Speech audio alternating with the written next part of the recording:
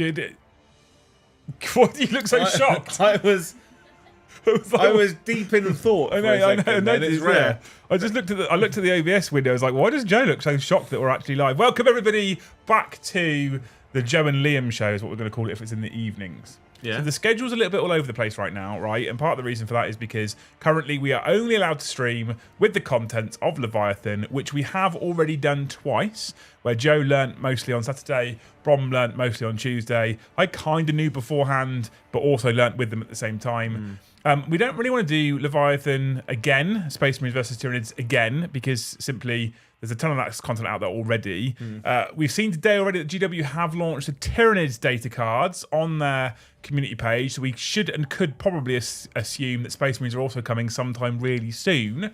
And so next week, as we launch on Monday, the stream schedule is different all over again, okay? And the stream schedule is different all over again on Monday, because at the moment the current plan is we do a game on Monday night, a game on Tuesday night, a game on Wednesday night, and a game on Thursday night. Thursday, for which I will be flying out to the amazing US of A to see my bestest of best friends, apart from Joe and Brom, the tabletop Teen Titans.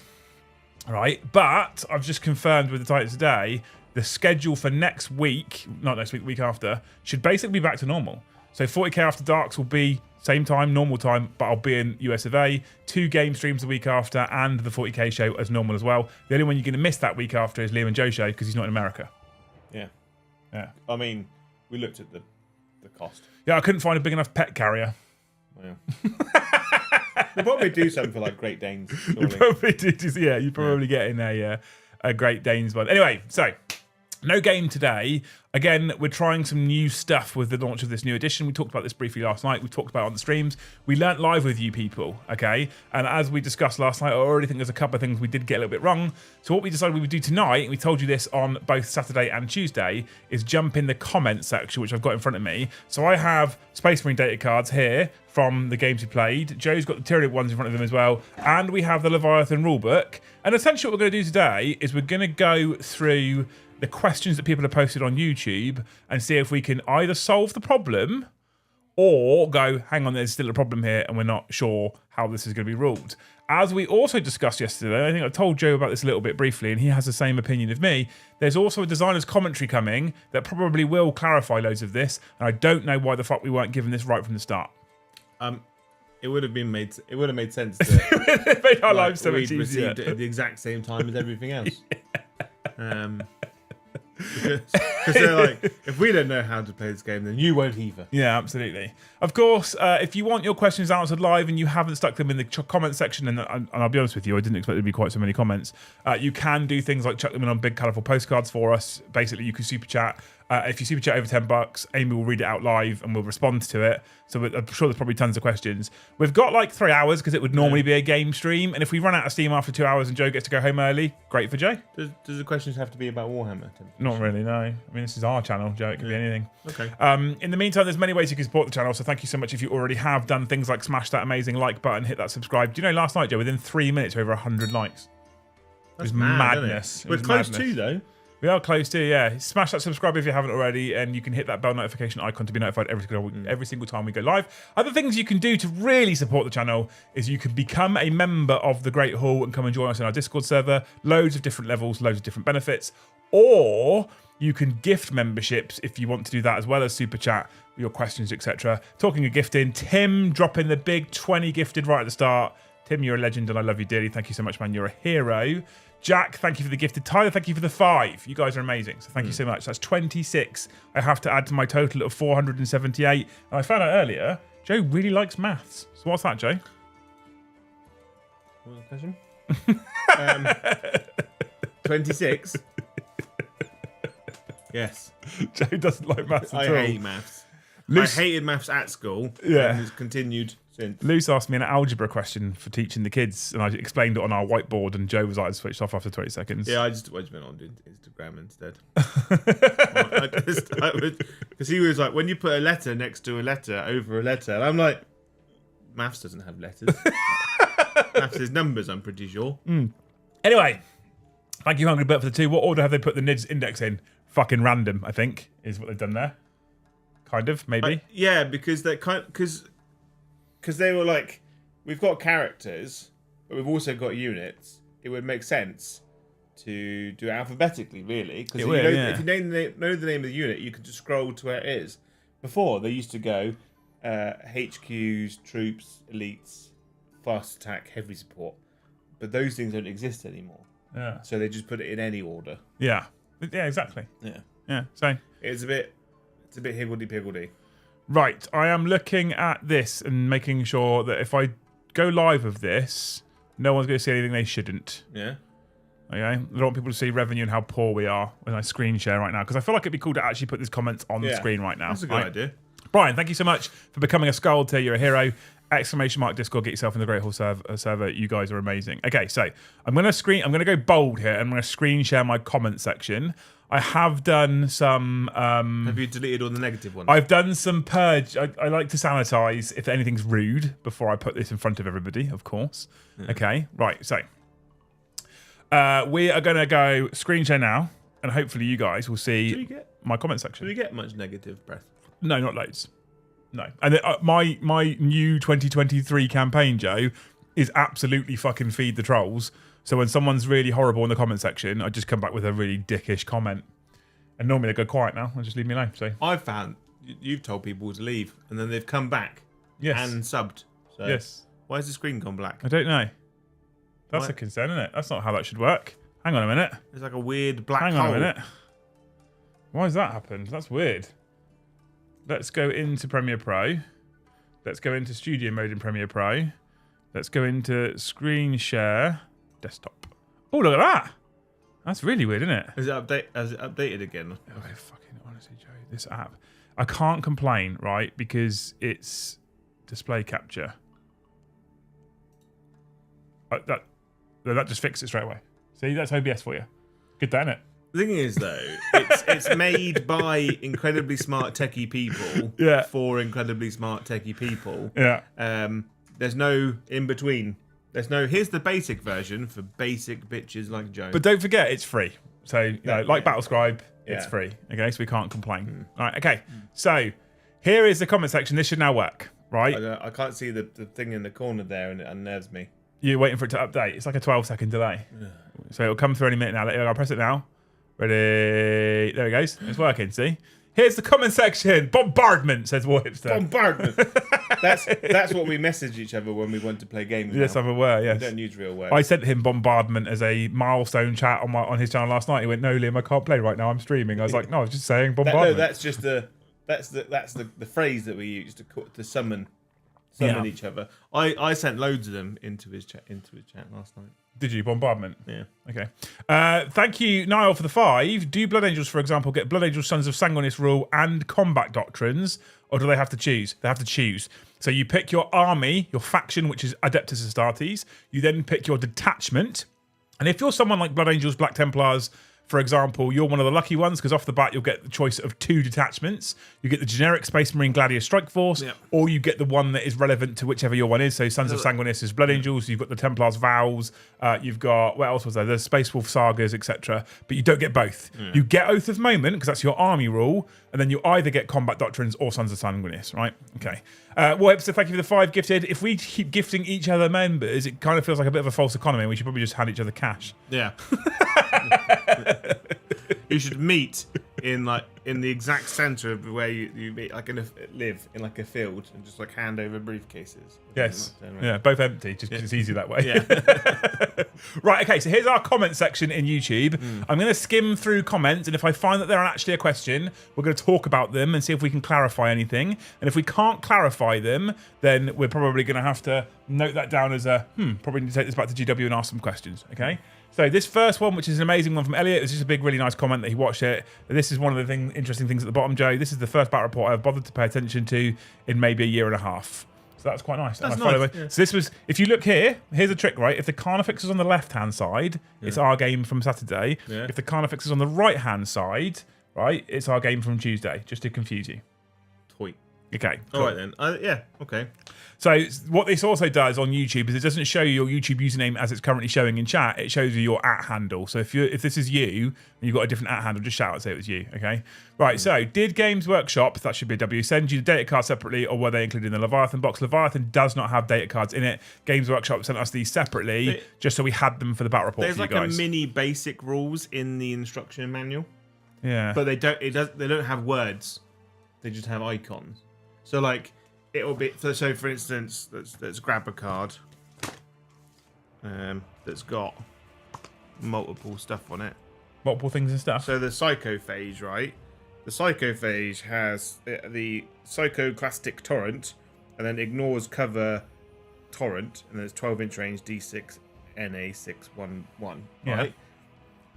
There's no it just says special rule. Or there's an icon that means special rule. So it won't have ignores cover and torrent. So all like the special stuff's missing. But it just means that there's like a real basic way of playing the game. Yeah. So we would have been able to, we would have had access to the rules anyway because they were kind enough to provide the Tyranid Space rules to us in advance to review. It would have been hard to produce content. Having these cards, as we've already showed us, made it super easy. But you don't get them in the box. If you think you pick up Leviathan, you get these cards. You don't. You only get them if GW send them to you, if you're lucky enough, or you'll be able to purchase these, I assume, on day of release on the 24th. Okay. Then Steve Forrest, he picked up on the fact that we did things wrong with. It doesn't say. So this is where I was telling you that if you can't end in coherency, you can't consolidate, and we corrected ourselves on stream. So we caught that one. Nice comment there. I think he said he says that he finished watching it. Yeah, he did. Yeah, I watched the rest of the stream. I retract the last smiley faces. By the way, people, right? This is just to prove as well, and this is genuine. I read every single comment. I really appreciate comments on the streams afterwards, and they also really help the algorithm. Okay, so massive thank you. Dave says, "Where are those comments at?" So this on the right hand side tells you what stream they were, what video they were in. And this just tells me the comment, and I've removed the one that says I have already responded because it normally filters for me. So I've got every single thing whether I responded or not. Right? Okay, perfect. So nice comment. The real test is if Brom can learn it. He did fail to learn 9th. I mean, that's true, Ghastly, 100%. Okay. He did learn it. Well, no, he's not learned to read yet. That's as it showed. Yeah. How much will it cost? The box set? It's £150, I believe, from Games Workshop. Obviously cheaper from Independents. Nids look very strong with the Battleshock things they do. Agree?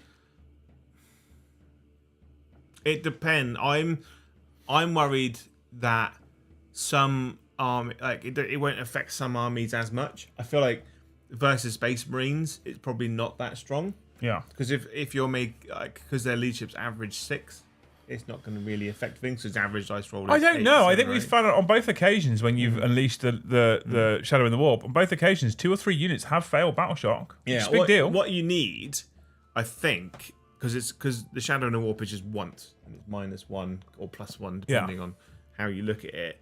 What you need, like the Flamer unit, for instance. Yeah. What you need is lots of units that force lots of Battleshock tests. Yeah. That's what you need, like multiple Flamer units and stuff, and then having different units in the army that then have to go up or down. I think like the Lictor.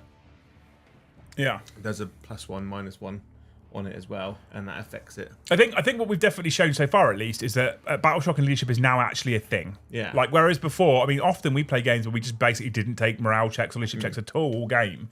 I feel like now it's actually become a thing. And I think that's important, right? Because I think it's a massive difference to how we currently play. We kind of had this whole mechanic that didn't really make any difference. And when it did come into play, it just feels bad because you just removed models. You just got more models just died. And now I don't feel like that's the case. I feel like leadership's now really important.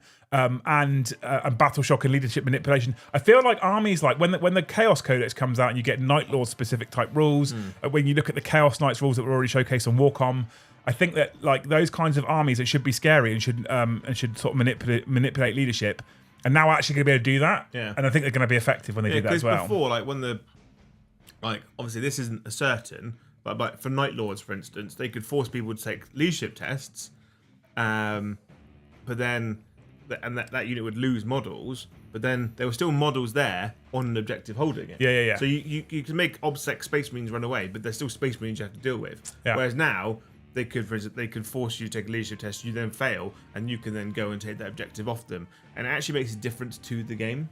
Yeah. It becomes a real nuanced thing. Yeah. William Fowler said, I think Liam may be incorrect. If a librarian is attached to a unit and psychically buffing them, it makes sense. They would also be more vulnerable to anti-psychic attacks. As I discussed last night, and take from this as you will after last night's stream, I absolutely agree with you. I think keywords should be shared across units now. Yeah. Like, I think we've done that wrong for 2 games. Okay? That's all I can say, Joe. I think we've done that wrong for 2 games. Okay? Yeah. Remember. Like, if your psyker is projecting an invulnerable save on the unit, then the unit should then be, like, covered in magic. So anti. Covered in magic. Yeah, like, he just runs, he gets his hand in his big sack, fairy dust. Yeah. All over you. This guy, AB Ye8, no. I think the Battle Shock test is way powerful. I think it's quite powerful, yeah. Cannot wait to see the Swarm Lord make Armor of Contempt +1 CP. He can do that, by the way. Pick an enemy strategy and make it +1 CP for the rest of the game. You're taking Swarm Lord every time, right? Against Space Marines? I'm probably going to take the Swarm Lord every time. I really like the Winged Hive Tyrant, because he like the Space Marine captain, who makes it a stratagem on him free. He can hand out free stratagems. Yeah. He's very good. Kevin is a super positive individual. 10th edition is trash. Will never play. He's never played it, so I don't know how he knows it's trash already. But anyway, the 9th edition is better, and most of the players I play against think the same. We'll be sticking with 9th until 11th. I mean, logical. I mean, you'll never go to an event for the next 3 years then. No, yeah. And who says 11th is going to be good?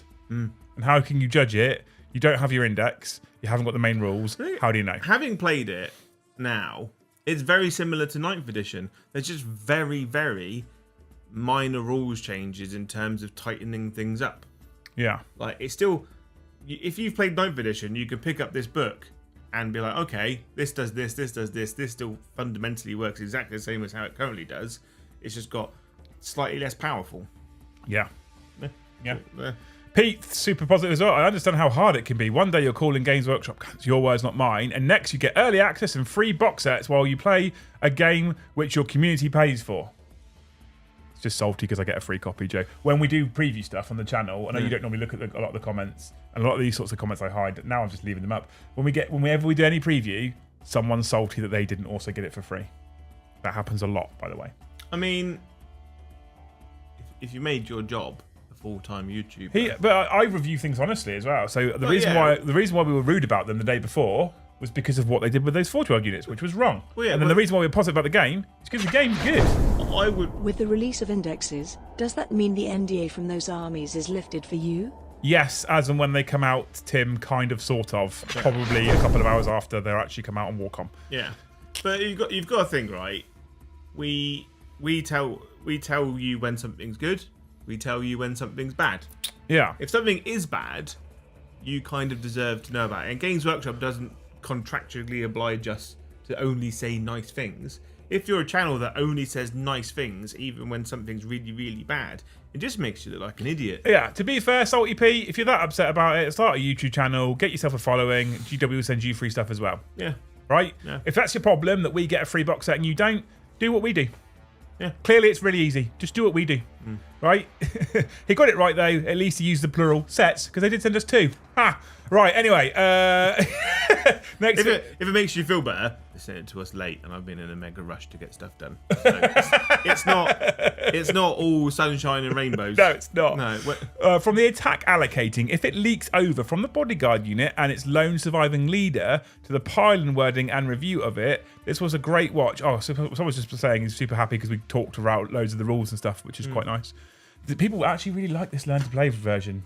Who knew super polished corporate nonsense wasn't what people wanted? Who knew? More comments. Oath of Moment states select a unit. Okay, so this is one that I still haven't necessarily been able to wrap my head around as to how this is supposed to work, right? Okay. So, Oath of Moment selects. This is Escapade, one of our favourites, right? Oath of Moment states select a unit. So select the character rather than the bodyguard unit. Therefore, when the bodyguards die, Oath still affects the character. Besides, why would a character still be negatively affected by an enemy rule if one bodyguard is still alive? At that point, they're worse off for being protected by bodyguards. Just help your opponent by killing that last model for no reason, winky face, so that your character won't lose oaths. So So no, the character should still have Oath on it since it was the unit selected. Clarification definitely needed to silence the douche gamers. Yeah, this is a weird one, right? So when you have a character joining a unit, as per the rulebook, they become an attached unit, right? Yeah. And they share all rules for all rules purposes. Okay. Yeah. At the point in which the bodyguard unit is killed, and you typically have to take damage, wounds, etc. on the bodyguard unit first, they then become their original units, and they go back and they become two separate units. Yeah. And this was a question around Oath of Moment, so I selected your Neuro Tyrants unit to be the target of Oath of Moment, and I wasn't particularly finicky at what I selected. I just said that unit. Okay. Yeah. So it was argued that by the time I've killed, and apparently this was clarified on the GW stream, but I will always use inverted commas for clarified on a GW stream because I've watched their battle reports, including their 10th ones, and they've got rules wrong that I've seen already. So pinch of salt, they said that in that particular circumstance, the character then no longer has Oath against him. Yeah. But what's interesting is, if we do also believe that they share all their keywords, if I now pick that character unit as the target of Oath of Moment, now even when the bodyguard's dead, the character's still Oath because I picked the character unit. Yeah, because the character and the bodyguard unit count as one until the bodyguard unit has died, and then the next unit that shoots afterwards doesn't benefit from any rules. However, Oath is that unit until the next battle round. Yeah. So I think that rule supersedes the character one. I think what Escape's saying here, I think, is that actually if you guys are playing Space Marines, the neatest way of doing this, I think, if we do assume, trust me, team, if we do assume they share keywords, right? Just call it. What did I called it something in OnlyFans earlier? Divine knowledge. No, I called it influencer intuition. That's what I called it. Like spider sense. There's a new thing out there, chat, that we're now using. It's called influencer intuition. My influencer intuition says that units will be sharing keywords in 10th edition. Is this like your Peter Tingle? That's what they're calling my little Peter's tingling. Yeah.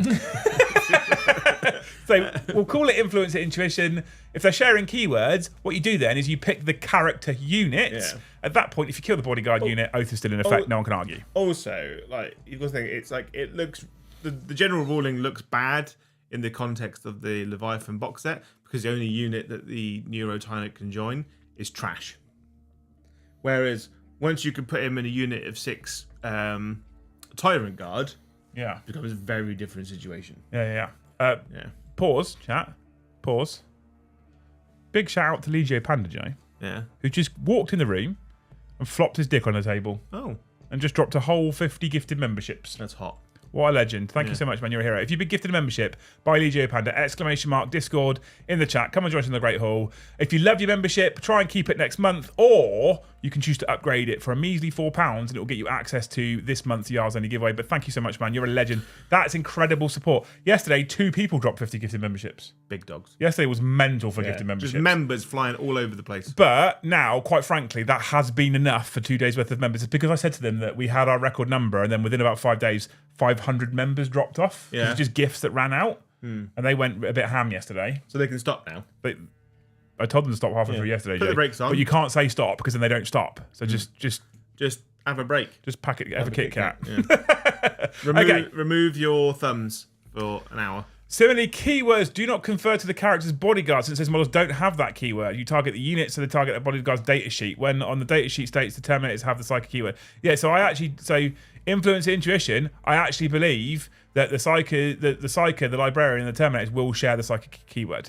Remember, just intuition. A Neuro Tyrant shooting the Terminator would wound on 4s, not 3s, as Terminator's toughness 5. Yeah, that's just some strength and toughness because we're not used to Terminators being toughness 5. That's cool. That's right? that's just me forgetting that they've gone up. Yeah. Go to ground grants 6++ invulnerable and benefits of cover, not stealth. That's me. I said the stealth, but it's not stealth. That's a different rule that was in the Tyranid Index. I didn't address that question straight away because I'd have broken. When you've got a million rules to learn and you only know that some of them you can talk about, it gets quite hard, right? And P.S. Joe is a national treasure. We must protect at all costs. Creepy. It's warm in here, isn't it? It is warm. After this light. It's really cold. My can is really cold. Brian, thank you for the 22 Canadian. You're a hero. Enjoy the show while here in Canada. Massive respect for your channel. Have started a podcast called The Other Guys 40K. What do you think of Aldari being banned and advanced by a GT in the US? I mean, I have to give Brian. I have to give this one a big swerve right now because, as you can probably understand, I probably could talk about Aldari with my influencer intuition. However, I'm not allowed to. So I don't know why they have flat banned Aldari unless they perhaps have already seen the index. Maybe they have, maybe they haven't. If they haven't seen the index, just saying we're banning Aldari because they're normally broken is a massive douche move. Yeah. Right? And also, here's my big problem as well. If you sell tickets to people as a 9th edition event and then you last minute choose to switch it to 10th edition and say that we're banning Aldari, and a person has bought a ticket, booked accommodation, etc., etc., etc., booked travel, and their only army is Aldari, that's a massive dick move. Yeah. And I would expect, if that's an Eldar player in that circumstance, I'd expect him to ask for a full refund, and the event should issue it. 100%. Well, do you think they should pay for the accommodation and pay for if it's unrefundable that he's booked, yeah, I think they fucking should, absolutely. Because that's a you can't just last minute go we're switching to a new edition and we're banning a particular faction that wasn't banned previously that you were planning on bringing. Yeah, because for events, people buy models, and some people buy whole entire armies. Yeah, absolutely. So. Alex, thank you so much for the gifted. You're a hero. Rambo, thank you for the 2. Influencer intuition, allegedly indeed. Yeah, right. I am going to watch this to see if it makes me interested in 10th, says Brett. I am not even slightly excited for 10th. Can't see the appeal myself. I have already got 100 plus minis I'm getting rid of and have about 150, 250 maybe get rid of us going on. And he said he can't get into it. That's really sad. I'm really enjoying 10th. With you. So I've spoken, obviously we've spoken to a lot of people. I've spoken to a couple of people that just have no... It's not 10th edition. I think 9th edition, because of the way it's gone in terms of just... Like, in terms of rules-wise, and it's upset a lot of people. Yeah. I think they've just lost interest in the game as a whole. Yeah. And they've kind of lost a bit of faith in it. I think... maybe, like, it sounds bad. Maybe have a little bit of a break. Like, not look at it. I came to the channel because I saw Raven Guard, Main, and World Eaters, 2nd, being played. I stayed when the people turned out to be how me and my friends play. Giving grief and ribbing while having fun with friends. Thanks for the 20, Tyler. I'm glad. Like, that's the whole point, right? I say this forever. People find the channel because of what the content's about. Yeah. So they find us because it's 40k. I want them to stay for the personality, stay for the feeling, stay for the family, right? Yeah. Ultimately. So if that's the case, we've nailed it with you, my friend, and I hope you stick around. Thank you for the 20. I'm looking forward to running the Raven. I've not run the Raven Guard for a lot of 9th edition games over the last few months. Yeah. Because they play very differently to how the other Space Marines that we currently have. It would be nice to see how Phobos works. Love you guys, though very intimidated by your beards. Feel less of a man every time I watch. Can't stop watching. What to do? Chop it off. Yeah. Grow a beard, Peter, obviously. Yeah. That's the only answer. Like Peter's beard in Family Guy. Be a full man. Grow a beard. Yep. And nowadays, so can some women, apparently. Anyway. Thank you so much for the 20. You're a hero as well. I think in that, if like I get like there was a joke we made in the OnlyTains chat this morning, right? Wargamers, we say this about people in the military, squaddies, right? And it's the same, it's truth of Wargamers. Wargamers hate 2 things, Joe. They hate change and the way things are. Yeah. Right? So I understand people that have played 40k 9th edition for 3 years and perhaps have really enjoyed themselves. Actually, I've really enjoyed myself predominantly. Oh, I've loved it. Yeah. I've really enjoyed myself, okay? However, I can understand that if you have enjoyed yourself for this long and they're changing everything and it's different, then maybe you would be a bit more skeptical about an edition especially change. If your army's absolutely smashing face at the moment, and then it goes to not being so face smashy. But there's also people. So if you reading through Brett's comment about can't get interested in 10th, I'm already selling models, etc.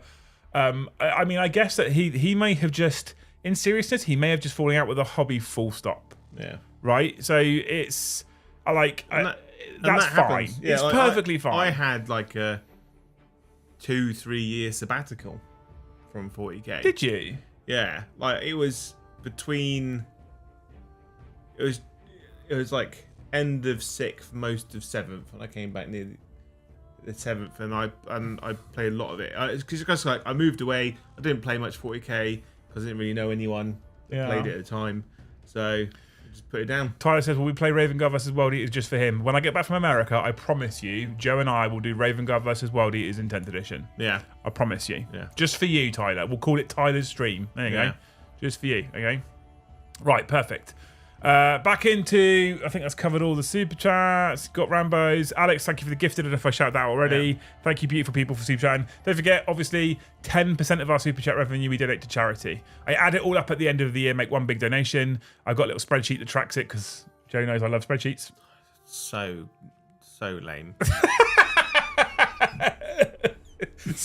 You make spreadsheets that I try and use on my phone and I can't. Yeah. Just because I don't understand how they work. So I will, like 10% of all the super chats will get added up at the end of the year. We obviously have to remove YouTube's cut and tax, and then I donate it all to Models for Heroes, right? So !M4H. Cool, okay. That's a good question. Craig the Kelp, thanks for the 5. If units share keywords, would that make Space Wolf sagas easier to achieve using your Jedi mind powers? I need the Space Wolf sagas. Let's quickly find the Space Wolf sagas on Warhammer Community on You'd hope phone. So, because otherwise that becomes a right ball ache. Otherwise, because you just run Bjorn. Do you? What can he join? Do you know? We don't know what you can join, do we yet? Because I don't think we've seen Bjorn, have we? No, but he's a dreadnought. I can't assume that he's going to stop being a dreadnought. And most dreadnoughts can't join other units. So, because if you've got a character in a unit and that unit swings into a character, you have to make sure they don't kill it, so the character in the unit would then. I'll tell you how this doesn't work, right? So again, I'm gonna use my influence and intuition there, Joe. That's how we do it, right? Yeah. Right. When I say they share keywords, for all rules purposes, they are treated as an independent unit. Like for all rules purposes, they're treated as one unit. It says that in the rule book, right? Yeah. So if something affected or was achieved by a character unit, yes, the Space Wolf sagas would be easier. If something was achieved by a character model, not unit, becomes more difficult. Yeah. Becomes what we originally thought it was. If you look at Saga of the Warrior Born, this saga is completed if one or more Adeptus Astartes character models from your army destroys one or more enemy character models during the battle round. So character on model at that point. So everyone run Bjorn and who's Sledman? Santa. Yeah. Logan Santa Claus. Yeah. Run him. Logan Grimclaws. You got Hamster Wolf Man. The one that's on the really big fat chubby hamster wolf. Harold Deathwolf. No, that's not Harold. Harold Deathwolf is the guy with the fabulous moustache and the axe and the shield. Okay. The fabulous what? Moustache. Harold's got brilliant. Is Harold the one with double claws? No, that's the one. He's the one on the hamster wolf. Who double claws? Double claws, man. Hamster wolf. Oh, fucking, what's happened there? Oh, they've changed it all. Space Marines. You could screen share it so people could see what hamster wolf. Space Wolves. You want me to screen share this as well, do you, Joe? Because I want people to see the hamster. Make my life harder, don't you? Screen share. There we go. Okay, so Space Wolves, Hamster Wolfman. I don't know if I search for Hamster Wolfman if it'll come up. 8 pages for Space Wolves, apparently. That's mad. Well, they put all the Space Marine ones in there as well, don't they? Where is Hamster Wolfman? Where is he? It's got to be there. So that's Harold. That used to be Harold. This is Wolf Lord and Thunderwolf. Oh, that used to be Harold. Is he not? I thought he was like hamster face man. No. There's Hamster. Look at him. Canis Wolfborn. Yeah. Look at him on his giant hamster wolf. Why is that a hamster wolf? Look at his face. What, his face? No. The wolf. It looks like he's had too many pies. Okay. Sorry for that chat. He's got short little stubby legs. Yeah. Okay. Thanks for that, Jake. Brilliant. Can we get Brombeard? I don't think so. I've been trying for ages. They already knew what I meant. Did they though? Did they though? Canis Wolfborn. We got there. Thank you so much for the 10. Yeah. You're a legend. You're a hero. Right, okay, back into comments, Jay, because we've got loads to get through, right? Thank you so much, Escapade, for your comments, though. Thank you, Brett, for being super negative. Hungry Bert, great stream, really well put together for helping the rules. Thank you, man, you're a hero. With Liam on the Oath issue. The Neurotyrant was part of the unit set targeted for Oath. The Neurotyrant is still part of the unit set until the end of his turn per Oath duration. However, regarding the unit shooting, the unit set is checked at each unit select targets phase. So when the Neurotyrant is alone, the unit set reverts to the Neurotyrant's toughness value. Yeah. But so we actually covered this more in depth in the second stream on Tuesday, right? So when you're rolling to wound and you have an attacking unit, you roll against if there's a bodyguard model alive, you roll against the bodyguard toughness whilst that attacking unit is making its attacks. Yeah. Once that attacking unit finishes making its attacks, if the bodyguard at that point is all dead and it's just the character remaining, you then roll against the character's toughness. Just assume that everyone shooting in one unit is shooting simultaneously. Exactly the same time. Yeah. Yeah. They don't take it in turns. It's not like Final Fantasy where they all just stand in a line. And so when the Dreadnought stood there on Tuesday and he pulls the trigger and shoots his storm bolters, his last cannons, and his missile launchers, everything fires at once. Yeah. Right? Which is why you roll against the toughness of the. This is from a narrative perspective, obviously, of the bodyguard unit, and I'm very, very, very, very, very comfortable that we've got that right. And the Neuro Tyrant is basically picking them up and just flinging them in front of him, juggling them, right, juggling them. Playing through the game, clarifying rules, queries as arose. Most enjoyable 10th edition stream I've seen so far. Thank you, Rory, you're a hero. The painting Joe is a national treasure must protect all costs is talking about the screen of Edvard Munch, I believe. Love the channel. Oh yeah, when I was talking about when you're battle shocked, the token should have the Scream Man on it. Okay, right. Yeah. What they want me to do is they've asked me if I can get someone to 3D model and render and sell little sad Joe faces as failed battle shock tests. I mean, you'd like that though. You actually would. I don't want to say that I like that because I'm humble. But that would be funny. Yeah. Somehow that gives us Eldar with Oath of Moment on prisms for different targets and weapon platforms. It does actually. Yeah, it's weird. Oath. Have you seen fire prisms? So you get with fire prisms because they showcased it on Warcom. You get a reroll hit and a wound roll, and then with your Eldar detachment rule, you get reroll hit and a wound roll, and the fire prisms have 2 shots. You just say it hits and wounds every time. Basically, skip the middle, man. Skip the face. Just say all Eldar tanks hit and wound. As an Eldar player, I'd be happy, right? Yeah. Great stream. I think your comments about the unit cards are bang on. Playing 40k with my kids is going to be so much easier. You're a hero. Thank you for the comment. Really enjoyed watching this. Good to see a channel take the time to talk through the rules in action. Well done, Jones. Thanks, man. Day 1 FAQ. Man, what a shocker. I mean, for those who didn't watch GW on Whammer TV and why their opinion means fuck all, I counted at least 4 rules errors as I read the rules while they played. They're about as reliable as a rule source as asking a random person on the street. Yeah, well, exactly that, right? 100%. Thank you, Ben, for your comment. You would have assumed that everyone that was in that room knew the rules. Yeah. And there was someone who wrote the rules on hand to advise. Another super positive person, right? Jesus, get over the Forgewood announcement. My God, move on already. No. I mean, it's literally 2 days after the announcement.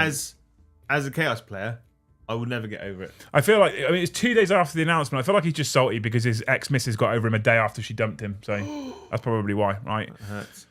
Okay, here's a big one. Regarding the keyword argument, for the purposes of the psychophage and the anti-rule specifies that each time an attack is made with such a weapon against a target with the keyword, and the target of its attack was a unit that had the keyword psycho, you do not target individual models in a unit, and there is no distinction between models or units in anti, simply that the target has the keyword, and as we stand in the oath argument, that unit is treated as a single unit for rules purposes, so therefore the psychophage would absolutely get anti-psycho against terminators with a librarian. This is different for the precision, which specifies that it is made against a model with a keyword character. I agree with you. Like now, I think I agree with you completely, right? So yeah, I think we've got there as well, right?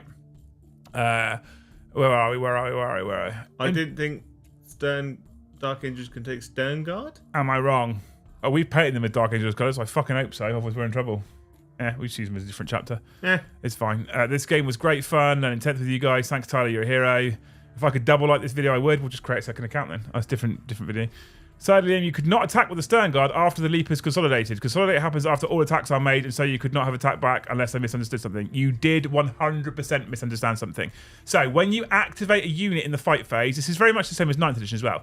When you choose a unit to activate in the fight phase, whether it's in the fight's first step or the fight's normal step, you pile in, you fight, you consolidate. Yeah. Then any other eligible units that are then eligible to activate can do the same 3 steps. So they pile in, they fight, they consolidate. Next unit piles in, fights, consolidate. Next unit piles in, fights, consolidates. The rules specifically state that if a unit then becomes eligible to fight, that wasn't originally eligible to fight, it can then fight. So if you consolidate into a unit that wasn't eligible to fight at the very, very start of the fight phase because it wasn't in engagement range, but then suddenly finds itself in engagement range, it's an eligible to fight just at the fight's normal step. Yeah. Make sense? Followed me? Yeah. So I was perfectly fine to fight, okay? So yeah, right, perfect. Always on time if you watch it on demand, 100%. Yeah. Okay. There's other battle reports, more videos. Yeah, a lot of comments. I think the interpretation of Shadow of the Warp is wrong here, because it's a command phase ability, it would take effect in the same part of the turn that you are doing your stratagems. Still a bit of an ambiguity if Shadow in the Warp would resolve first, or you're using your stratagems, but you would resolve Shadow in the Warp as a command phase ability, then move on to the Battle Shock step to take the Battle Shock on any units that qualify that aren't already Battle Shock. That's interesting. What does Shadow in the Warp say, Jojo? That's actually quite an interesting change. If your army faction Tyranids, once per battle, in either player's command phase, if one or more units from your army with this ability are on the battlefield, you can unleash the Shadow in the Warp. When you do, each enemy unit on the battlefield must take a Battle Shock test. Okay, this is really interesting because in the actual command phase itself, if I can get to the core rules section, shooting phase, the battle round command phase. The command phase is broken down into 2 stages, right? It's broken down into command and battle shock. Step 1 command, both players gain a CP, resolve any other rules that occur in the command phase. Battle shock then becomes a second part of the command phase, which happens when you've resolved all abilities in the command phase. Take a battle shock test for each unit from your army on the battlefield that is below half strength, roll dice, blah. I think he might be right, you know. I think Shadow might happen in that command step, and therefore you do that before you play stratagems. It says there, resolve any other rules that occur in the command phase. So the only reason why if it's in the command phase. phase. Which is the only reason why it's ambiguous is because it's telling you to take a battle shock test. However, what we have seen from the Pyre Blasters is it is in fact possible to make people take battle shock tests out of phase. Yeah. Multiple times in the same phase. Interestingly, the Rock Media 12.99. Is that how much it costs? Interestingly, I think he's right. Yeah. If you look at the Space Marine rule, where you can play a stratagem to go into tactical doctrine, where you can then fall back and shoot. If you do this and they fail that, I would even do it before the Space Marine player plays any stratagems. Yeah. That's what I would do. That's interesting. I think he's right. Honestly, I think he's right there. What it needs the clarification needs to be at the start of the command phase, at the end of the command phase. Yeah, Shadow in the Warp before Battle Shock step and Insane Bravery can only be used in the Battle Shock step and therefore cannot be used against Shadow in the Warp. That's even bigger. Yeah. If that's true, that's amazing. Yeah. Where's the fucking stratagems? Insane Bravery. When Battle Shock step of your command phase, just after you've had a Battle Shock test taken from your army. Because you can't use that because you can't use it in the shooting phase, for instance, or something when something like the flamer unit forces you to take a battle shock test. What? The flamer dudes force you to take a battle shock test in your wrong bot in your shooting phase, and that stratagem can only be done in the battle shock. Are we on main screen? We're on main screen. Good. I didn't want to show something I'm not allowed to show. Okay, I'm looking for some influence and intuition here, Jay. Go on, say what you said to me again. So you can only use the Battle Shock stratagem, Insane Bravery, in the Battle Shock step. Yeah. So, and obviously the Flamer guys make you do it out of step, which means you can't use stratagem. So it would only be fair that the Tyranid rule was out of sequence as well. Okay. Yeah. Okay. So my influence intuition would say, you can't use that stratagem. What we don't know, however, is what takes priority. So Pip has been in chat saying, oh my god, there's stuff going on. Stuff's happening here. Yeah. Pip's been in chat. So the player whose turn it is can choose what order to do things in the command phase, so they can choose strats before Shadow. I don't know about that, because I feel like you as a controlling player saying to your Tyranid player, no Shadow yet. That's not how that works. Yeah. So I think this needs I actually think this needs a clarification. Yeah. When Shadow happens. So where's Shadow? There needs to be multiple steps within the command phase. Because at the moment they've got two steps, command phase, battle shock test. There needs to be current player whose turn it is, step, opponent step, or opponent step, then current player step. That's interesting. I don't actually know, because I feel like from a Tyranid player perspective, what they're going to want to do is unleash the Shadow right at the start of the command phase. So you can't use stratagems. But Pip's absolutely correct. The Space Marine player or the opponent is going to want to play their stratagems before the Shadow hits. I don't know. I pass. Carl says, how do we not know? Is it not in the book? No, there's a lot of gap. I love this. I absolutely love this edition. There's a lot of gaps. There's a lot of gaps in this edition. That's why we're having these discussions. Why I thought this stream would be interesting. Okay, But I honestly don't know the answer to that one. I think it's right. I think you would resolve it in the command phase step rather than in the command ability step rather than in the Battleshock ability, step. But I don't know which order it goes in, so who knows? Paul, thank you for the. Oh, hang on. Ozzy, thank you for the 5 first. You had some fucking weird hamsters as pets. Did you go to Hogwarts, Joe? No. Although I did have a lot of hamsters. I had 1 hamster for each of the characters from the Teenage Mutant Ninja Turtles. Of course you did. Moosil, thank you for becoming a Jarl. What are you talking about? You're a legend. And Dang Skippy, thank you for gifting 5 more. I will update the tracker, but I can't do it. Oh, actually, we're not on camera. We've not got the screen on camera right now. No. I don't like showing things behind the scenes and giving away all my tricks, Joe. Yeah. I don't like doing that. All it is just nudes. Yeah, it is. Yeah. So 61, Joe, added to 61 added to 506, Joe. Even you can do this. 61 added to 506. 567. Yeah, Joe, you did it. You did maths. Yeah. Maths of Joe. You're a legend. Well done. Well done. I was very condescending. I'm sorry. Shouldn't have been that. No, it's fine. I am retarded. Okay, right. Back into the comment section from the battle report. So that's interesting. I don't know about that one. I don't know how that would work or trigger who gets to go first. But you also need to fail the regular battle shock though. What do you mean you need to fail the regular battle shock? No, you don't. Why would you? You'd have to double fail to use it. I don't think that'd be true. I think that's probably wrong, Pip. Because battle shock is active until the start of your next command phase. Yeah. So I don't think you'd have to double fail. If you fail battle shock, you can't then just take another battle shock test and pass. Wow. Like that's not how that works. So if the Tyranids trigger Shadow of the Warp in the command phase and you fail your battle shock test and you're under half strength and you then go into your battle shock test and you roll another one, I don't know why you would because you're already battle shocked. But if you did roll another one and you pass, you're not suddenly then past the battle shock.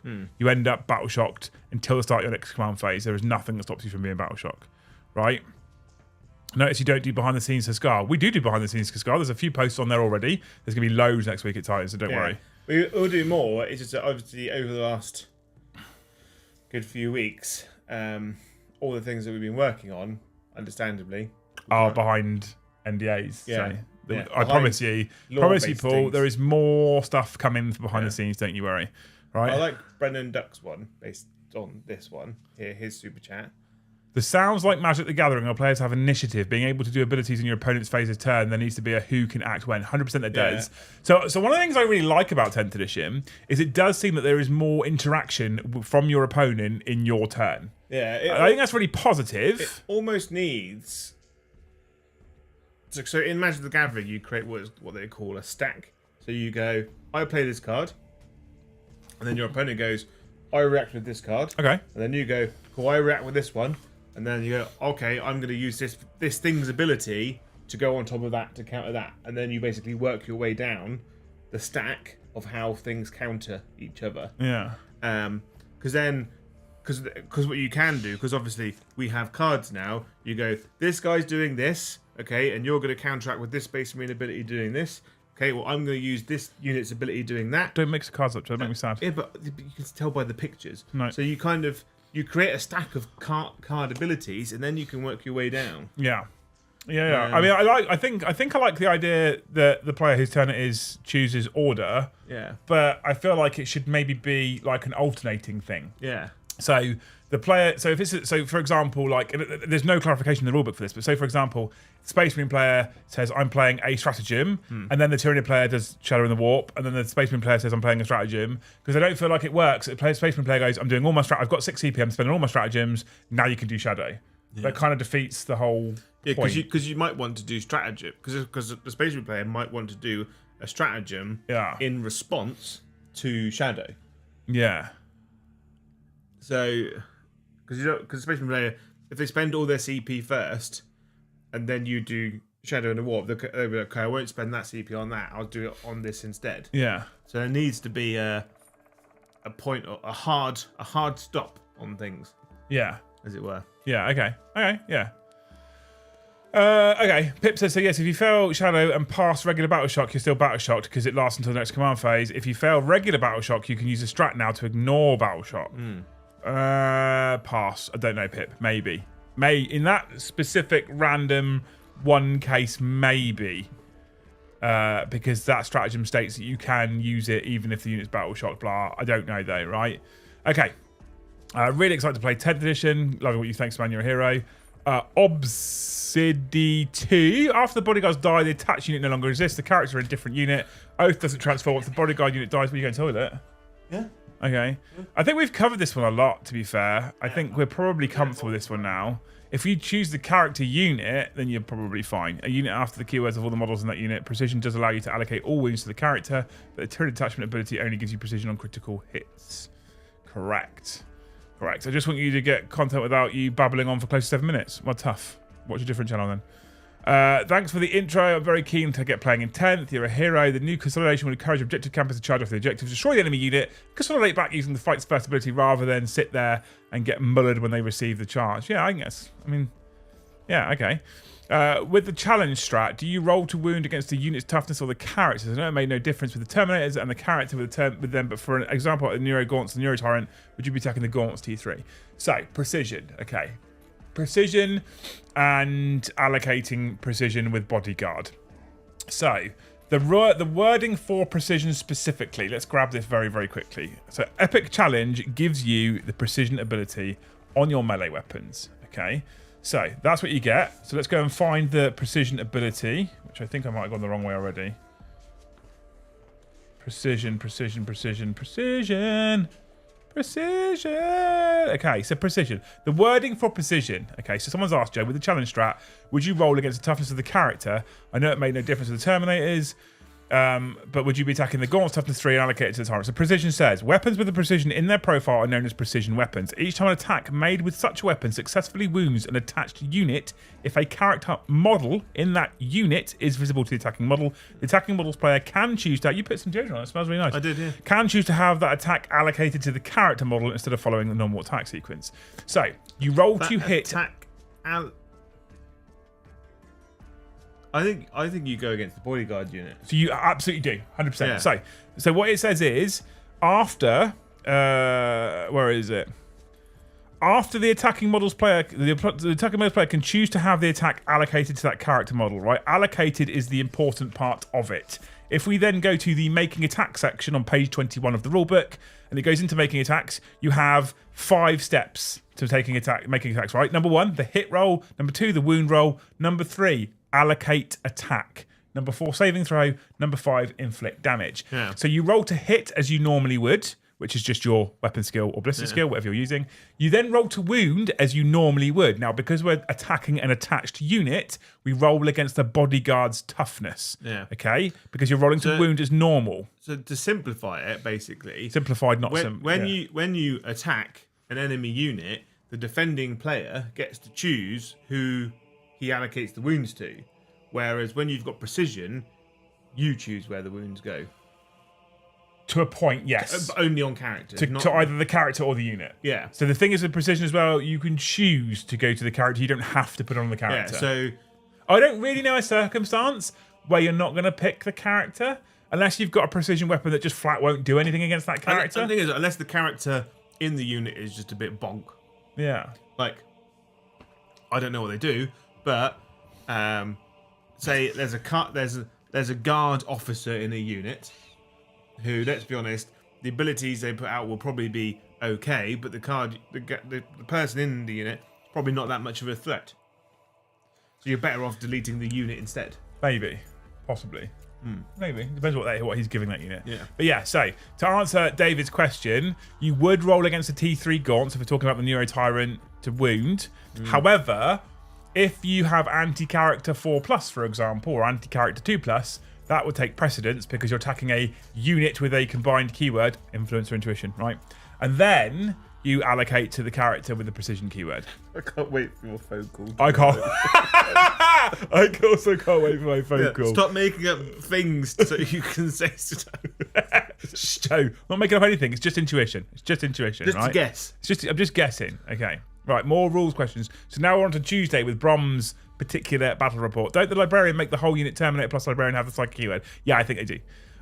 What's very interesting about... So there's a couple more about these that I'm going to skip over now because I think we've done it to death. But what's very interesting about this keyword conversation is that the community itself, you guys out there, that you do seem really split on how it should be played. Yeah. Now, as much as I keep on saying, and I mean it, that I love 10th edition, and I'm very excited for this next. I don't know how long this edition is going to last. I mean, if we look at the last 2 editions, we could say 3 years. Maybe they're trying to make an edition that's going to last even longer. Maybe it will last 5 years. Whatever this time period is for 10th edition, at the moment, as it stands, I am incredibly excited for it. I think it's going to be brilliant. What I will say, and I think the rule set, I think the intent behind the rule set and what they're trying to do is immensely positive. Yeah. Like, immensely positive, okay? Yeah.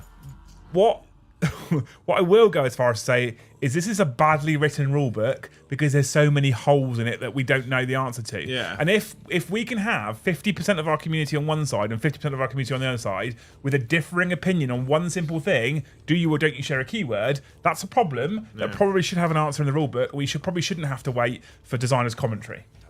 Make sense? They should have. I feel like they should have given the rules to the simple person and not the simplified one. Yeah. Because here, Jake, read these. I feel it sounds. This isn't. I don't want it to sound terrible, but they should have just found an idiot and gone, read this book for me. Does it make sense? Yeah. I mean, I did say last night, right? And I genuinely mean this, and I try to be. I'm trying to mean this in a positive way, not in a negative way. And I genuinely mean it in a positive way. I think we need to treat the launch of 10th edition on the 24th as moving into public beta, right? Honestly, Yeah. I think we treat it as moving into public beta. We probably have 2 to 3 months maximum of the Wild West. Yeah. Well, I think we need to look right. So we've actually had this. This isn't a new situation. No, of course. Right, we had it in 9th edition. Yeah. And we had it especially in 8th edition. We had indexes. We did, yeah. Right? And that shit was whack. Alright? There was absolute madness for a while.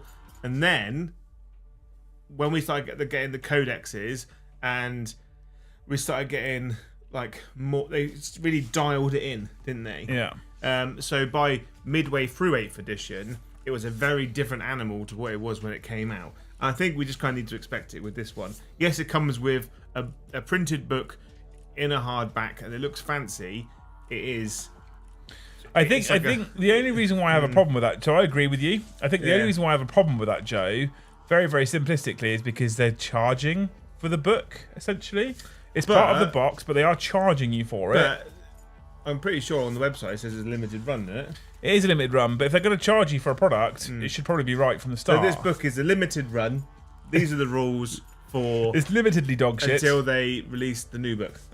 I just hope that if they do another book in the future, a box set with a book in it, that book in there has the updated rules. What makes me chuckle is there's a few people I know in the community who are pretty high up in the legal standings in the country, right? Lawyers, etc. And they're looking at this going, what the fuck? What? How many pages is that book? I don't know, Joe. Some pages. More than 3. Right, so there's what? 300 page book, right? Well, I mean, the actual core rules is 60 pages. Out of 400. What they could have done is just had a book, a hardback book with 60 pages in it, and nothing else, but they just put all the effort into that. All the people that wrote all the fluff, because there's enough fluff out there. Let's be honest. There's enough like pictures out there that they could have just released a book that they put all their effort into. Yeah. Do you know what I can't find? What? The fly keyword. It'd be in the movement phase, wouldn't it? I mean, logically, yes, Jay, but it isn't.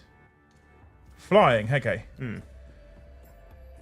Okay, so someone asked the question, right? The reason why I'm getting to this is because this is where my intuition comes in, and this is where I think we need to make sure we're very careful about how we read the rules. Someone asked the question. I can't find it now because chat's moving, but someone said something about how I'm genuinely curious now. If you put the flying, what's his Jobber? What's his name? The winged Tyrannid Prime. Yeah, if you put him in a unit of warriors, they all gain fly then, because he's got the fly keyword.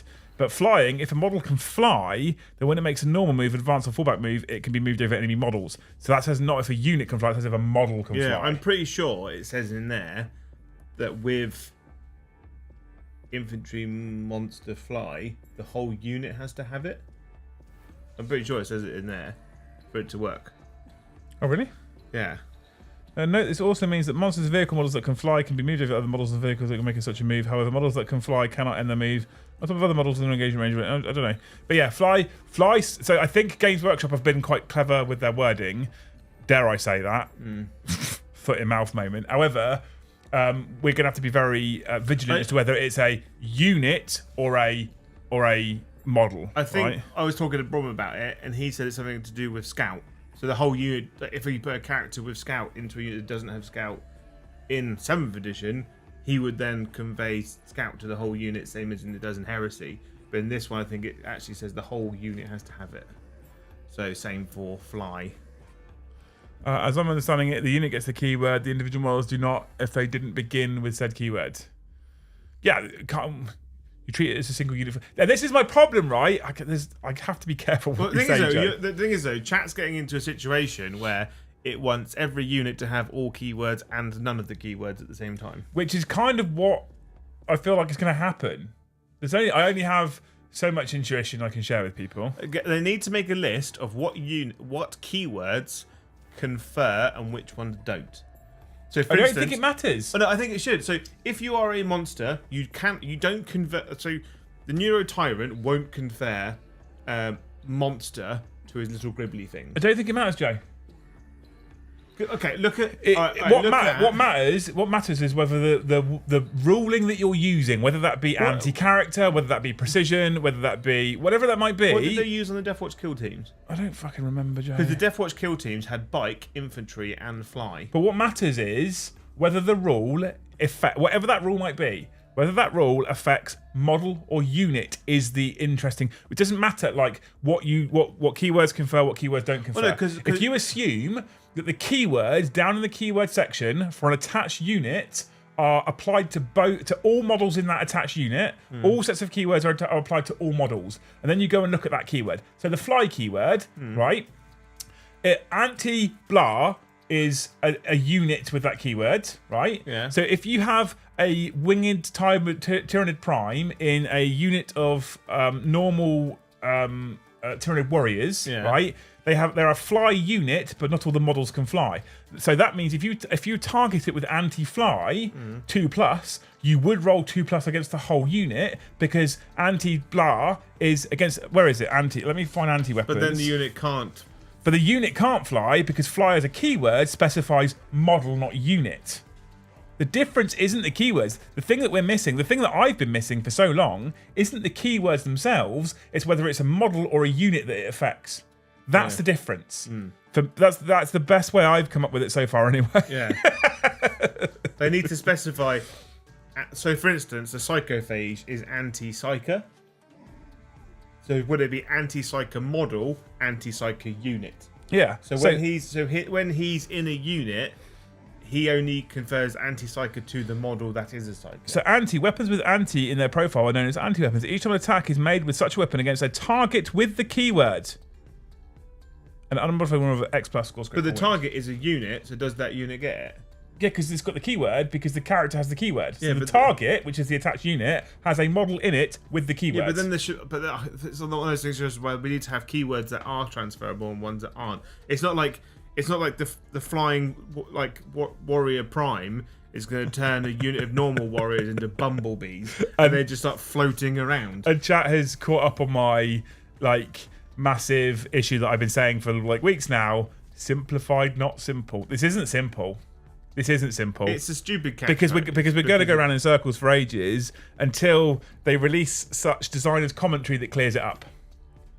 So they need to design. The second that designer's commentary comes out, that we've been told is coming, but for some reason we haven't fucking got it. So how we are supposed, how the fuck we're supposed to review a game system for GW where they don't provide us with the commentary that would clarify these problems to allow us to play the game accurately, and also allow us, when chat going, how does this work, to say to them definitively, without having to use our intuition, this is exactly how it works, because they've already told us this is how it works. Why we weren't able to do that, that basically means that we actually can't truly review this product, because really we just don't know. And that's poor preview practice. If only they are play tested. Right, when because this is right. What they need is when this was going through the making of this book, whether it's internal or external, right? When the companies make a computer game, they pay some person to jump against every wall on the map for hours, right? Slowly make your way down that 10-meter wall, jumping at it, lying down, crouching, diving, and see if you can break it, right? What they needed was people at Games Workshop going through every combination of rules, playing games to see how it works. Quite frankly, if you have proclaimed yourself as a playtester for this edition, you should be embarrassed. Nanaka Kitano says, if we think about it logically, it would be absolute screaming insanity for the idea to be keywords get shared and for characters to be winning on a bodyguard's toughness. If I was a betting man, which I'm not, I would bet 6 months' wages, Nanaka, that both those things are true. Well, it's so weird because I would trust in my intuition, chat. In Heresy, they have it very simple, right? They have a list of things that confer and things that don't. Yeah. If you've got Scout and you put a character with Scout into a unit that doesn't have Scout, that unit gets it. Because he's leading them the way. Christopher, your guys right, this is the first I'm doing this. No, this is we went to the shop earlier to buy Joe his go-go juice. We were literally talking about this in the shop, Christopher. This is the problem. We're in the shop going, this is their 10th edition. They've been making this game for 30 plus years. How are they still making these kinds of gaps? Now, I do sympathise with building a rule set that's this complex with this many interactions. There are going to be things that are broken, but some of these, when you introduce a brand new core fundamental mechanic, like leaders joining units that can have and do have different keywords, you need to tell us what we do with those keywords off the bat. And I would assume, I'd almost guarantee that our designer's commentary is going to tell us what to do with these keywords, because there are so many questions across multiple channels right now about how these keywords work. There is no way GW is blind to it. What I'm saying is, the big thing for me is, we should already have it, right? Escapade says, wound allocation should be moved to before wound rolls. It will fix a lot of issues. 100% it would. Absolutely. Yeah. But that's not currently how it works, right? I think it's a weird situation. Michael says, they got rid of playtesters because of leaked content, but there have still been leaks, so it wasn't the playtesters who were leaking, right? Imagine that. It wasn't playtesters, typically most of which do this as a job and probably need to keep Games Workshop on side, who are leaking. Isn't that funny? I blame Instagrammers. Joe doesn't like Instagrammers, by the way. No. Side thing, right? If you paint exclusively for... So adding a keyword fly character to a non-fly unit allows the whole unit to charge an aircraft. That doesn't make sense. Aircraft rules specify unit, not model, for charges. I mean, it doesn't make sense, Sheep Avenger, 100%. But I think there'll probably be a lot of things that occur that just don't make sense. Yeah. But thank you for the 10, man. I don't disagree with you. Joe looks broken. Look at him. It's just... it's supposed to be simple. I've just seen Steve's super chat as well. Wait for this to come through. Instagram is the thing. Yeah, it is. The thing is, yeah. If you want to see 30% pictures of models and 70% women, go to Instagram for all your hobby needs. I think, if they said hard cut only YouTubers for a 6-month period. You're going to say that because we're a YouTuber team. I know. If I was Instagram, I'd say only Instagram. But right, if they said we've got a problem with leaks, we're cutting all Instagrammers out, all TikTokers, only YouTube is being covered for the next 4 months, 6 months, and see how many leaks come out from then. And then they go, if some come out, they go, cool. All YouTubers out, we'll bring the Instagrammers in, see what happens. I say house rule this winged tyrant thing. Winged tyrants makes warriors fly like a bumblebee. But like a bumblebee they only fly towards the closest flowers to the board. Tyrant follows Nidhoney. Yeah. That's narrative. Let's bring it in. Yeah. I mean, that does sound like the start of AOS. Pretty much. Compare beard size. Yeah. That was a reward. Compare penis size. Yeah. I would use. My favourite one is if you're a Night Goblin player you only got rerolls if you had a hoodie on. Yeah. Yeah, well, I mean, yeah. Thank you, Ginger Steve, for the 10 anyway. You're a hero. You're legends. We are, by the way, people, just 12 memberships away from 100 tonight. And I told you 100 is my target every night, right? So let's get them gifted memberships up. You absolute legends. Thank you so much for all your support. You guys are amazing. We're now going to jump in to a comment from Super White Knight, who's also CT in Discord, because he did post this comment on Tuesday. He posted it back up, so I guess he missed us answering it.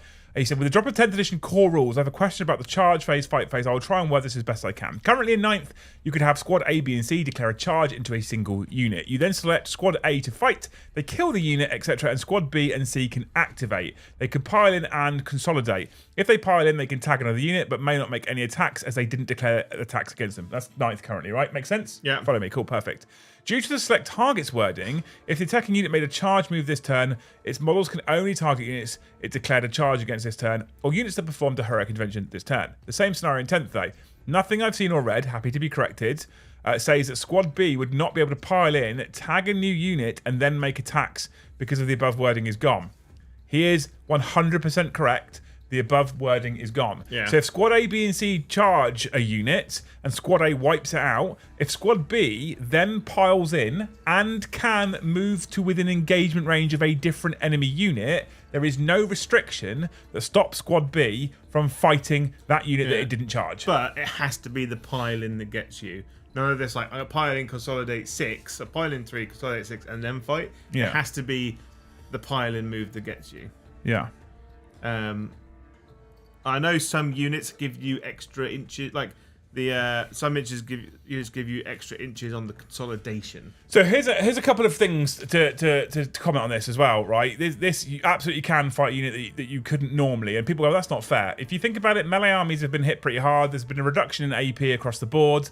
Consolidation and piling can now only happen if you can make engagement range, etc, etc, etc. So giving them this buff back isn't a problem. Now, one of the reasons in previous editions why they specified that you could only fight a unit that you charged is because only the unit that you charged could fire Overwatch. But the fire Overwatch stratagem in 10th edition is different, and I think people are missing this. Fire Overwatch, you do not have to fire Overwatch in the charge phase with the unit that is being charged. You can fire Overwatch with the unit stood next to them if you want to instead. Yeah. And that's important because at that point, the player isn't charging Unit A to avoid Overwatch from Unit B and then piling into them to then fight them. Because if the unit's charging Unit A, Unit B, who might be flamers, can fire Overwatch anyway. Yeah. So yeah, CT 100%, you can do that. The restriction has changed from 9th to 10th edition. You can fight a unit you didn't charge, as long as when you pile in, you do make engagement range with that unit whilst also maintaining unit coherency, right? All the mocking of Brom and his 3-hour movements, not reading the rules. He nailed the bodyguard toughness question in turn 3. Brom Academy when? Oh my God.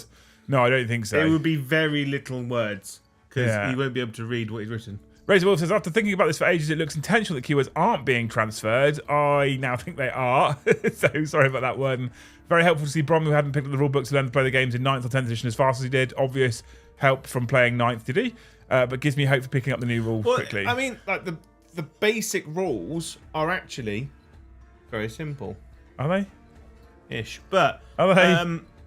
It's only a few minor things. Like, let's be honest, the whole problem that we're getting at the moment is the interaction between characters in bodyguard units and the conferring of keywords. Yeah.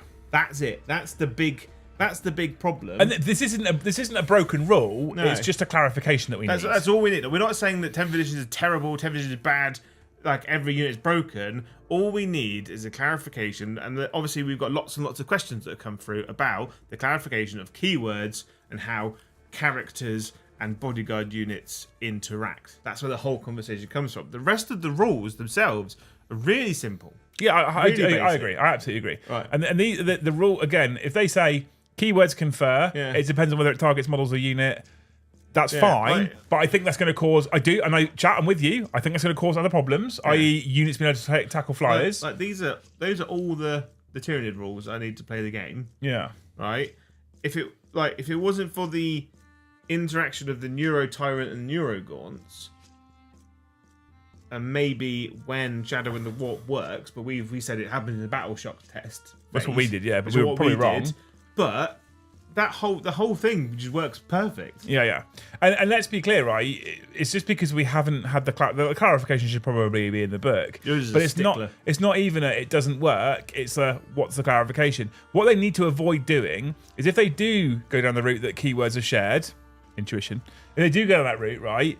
If they then go, keywords are shared, but if you put a fly model, like if you put the winged Tyrannid Prime inside a unit of melee Tyrannid warriors, that you share the fly keyword, but when it says a fly unit can target a flyer, not that unit, because you don't share that keyword. Like, hang on, no, that's not how it works. They either share or they don't. I think it'll be interesting to see what happens when they eventually release like the other army rules, because like looking at how the marine half of the box is that a Terminator guy can only join a unit of Terminators. See, Brizzle, there you go, Brizzle, right? They have been very specific with rules affecting models versus units. Units with fly can charge aircraft. So you put that winged Tyrannid Prime inside a unit of normal Tyrannid warriors, you can charge the aircraft. But only models with fly can make attacks. And this is what I'm saying. I think the most important thing we're going to have to focus on throughout the 10th edition rules with leader units in general is the differentiation. I said this already earlier in the stream, the differentiation between model and unit. That's the clutch thing, Joe, because he's just picked up on that I haven't already captured, right? So if you put your winged Tyrannid Prime in your unit of melee warriors, yeah, you can charge the aircraft. The warrior's stand on the floor, whilst the winged beastie's up there fighting it. Yeah.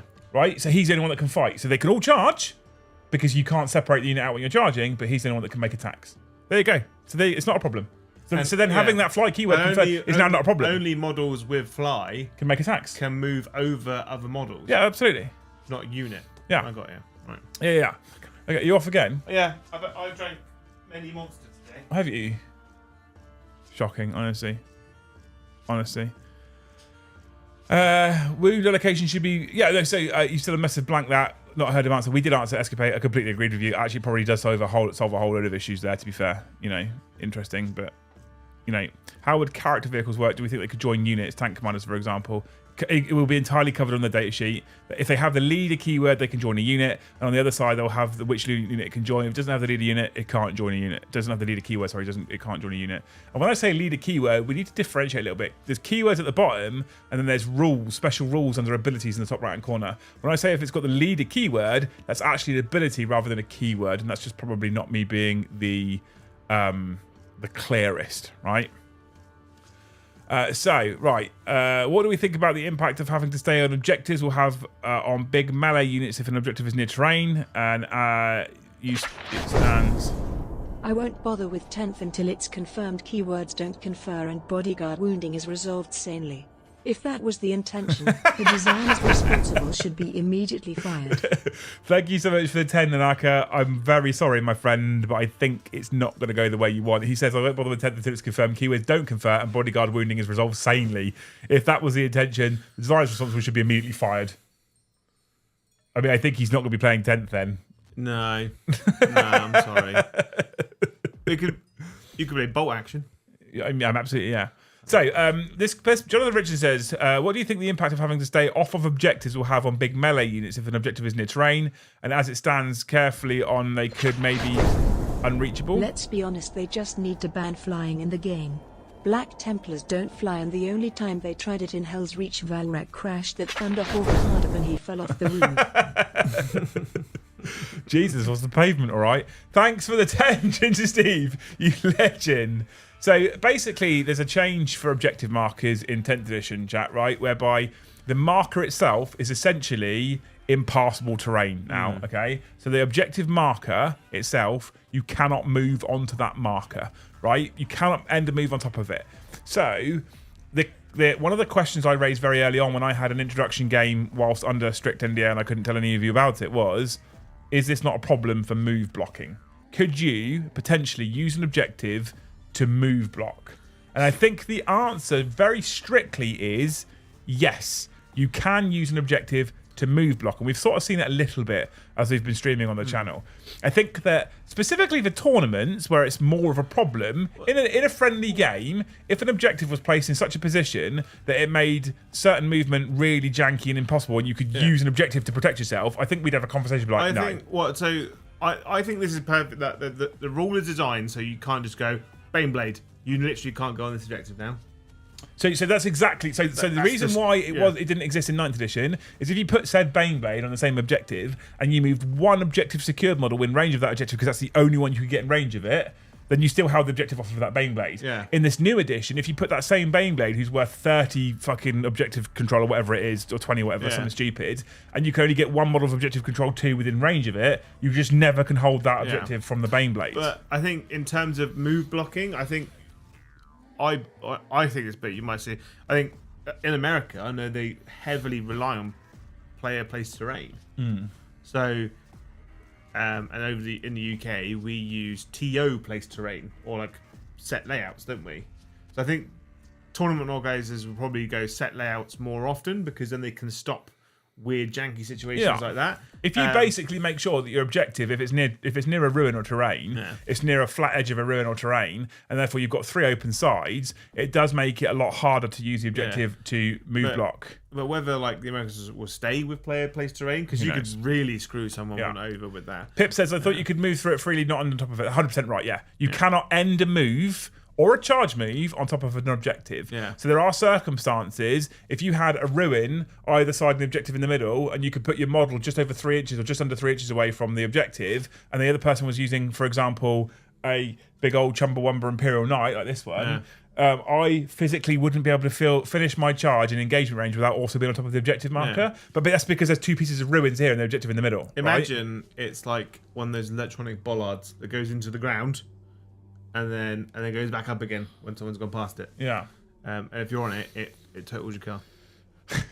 Yeah, like Joe in the DMZ stream then. Okay. So I don't actually. I think as long as you're clever with where you place your terrain, and I would go as far as say fair with where you place your terrain. I don't think it's become a massive problem for people on the whole. If I'm honest with you, John, but there is definitely some potential for abuse.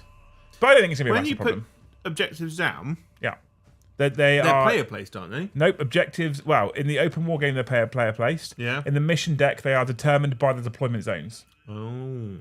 So do you remember when we did the table quarters one? It showed you where to place all 5. So The deployment zones show you where to place if objectives. you're playing it for fun with your friends or in your local club, right, and you figured out your mission, I think a lot of us have enough common sense. So we might go, well, that objective is now underneath where you put that building. I think maybe we could probably just move the building a little bit. Yeah, if you're playing playing friendly.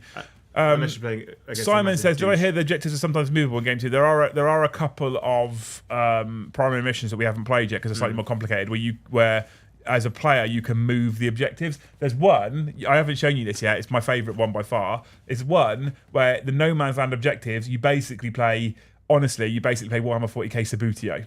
Right, so in your turn, if you control it at the end of your command phase or at the end of your turn, I can't remember when it is. You get to move the objective. I think it's like 3 or 6 inches or something. And at the end of the game, you get points throughout the game depending on how far into your opponent's deployment zone they're going. Right, so it's literally playing 40k Sabutio of objectives. It's brilliant fun.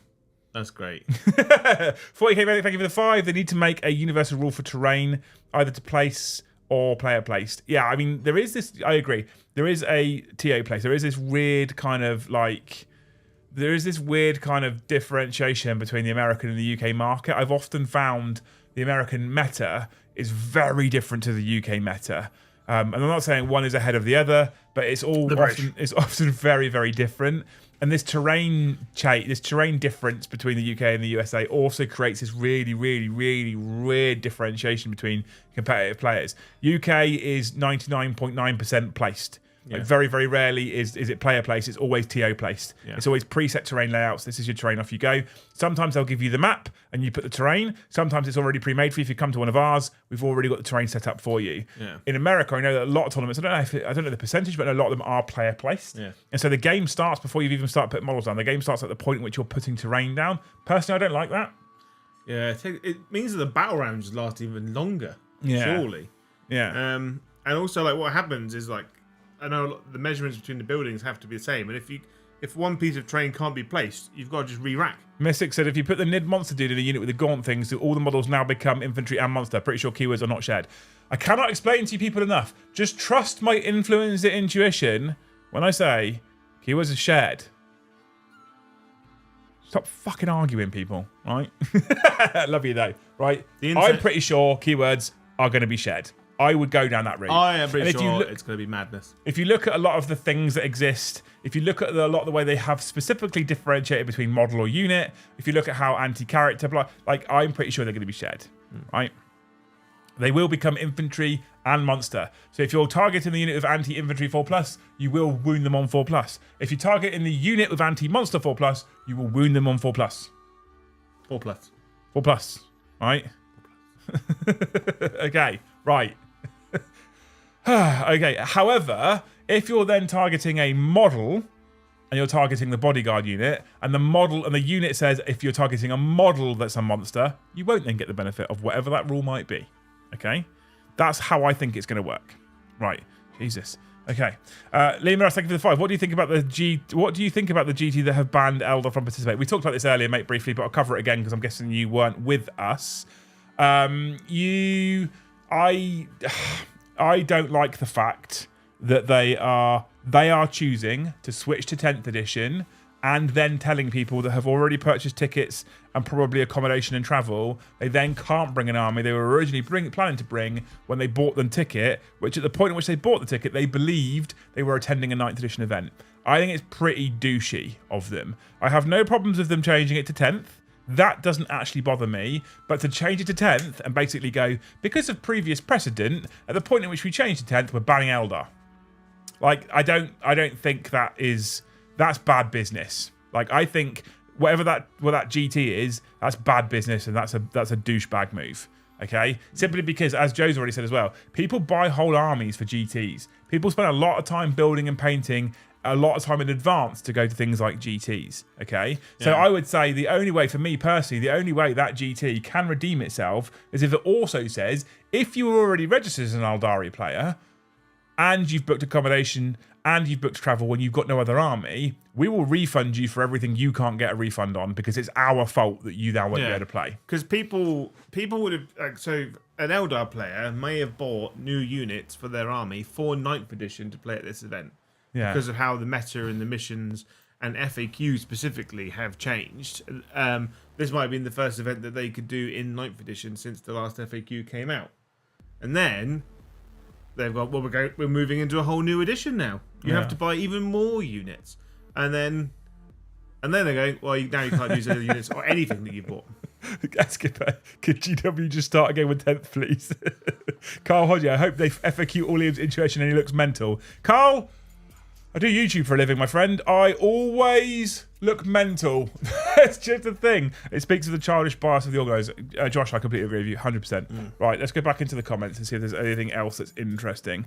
Okay, so yeah, objective, John. I think there is potential for abuse. I actually don't think it's going to be that much of a problem, specifically if we have TO place terrain. Is my answer on that one. It also means that one of the main things is that some units that can heroically intervene can't just hold full ownership of an objective. Because you can't end on top of it. I remember when I used to play Custodes.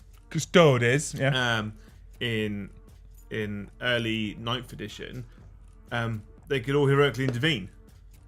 So I just put one model in the center of every single objective. Yeah. Or 3 models in the center of every single objective. Like, Carl, you can get these objectives, but I'm gonna murder you if you try and take them off me.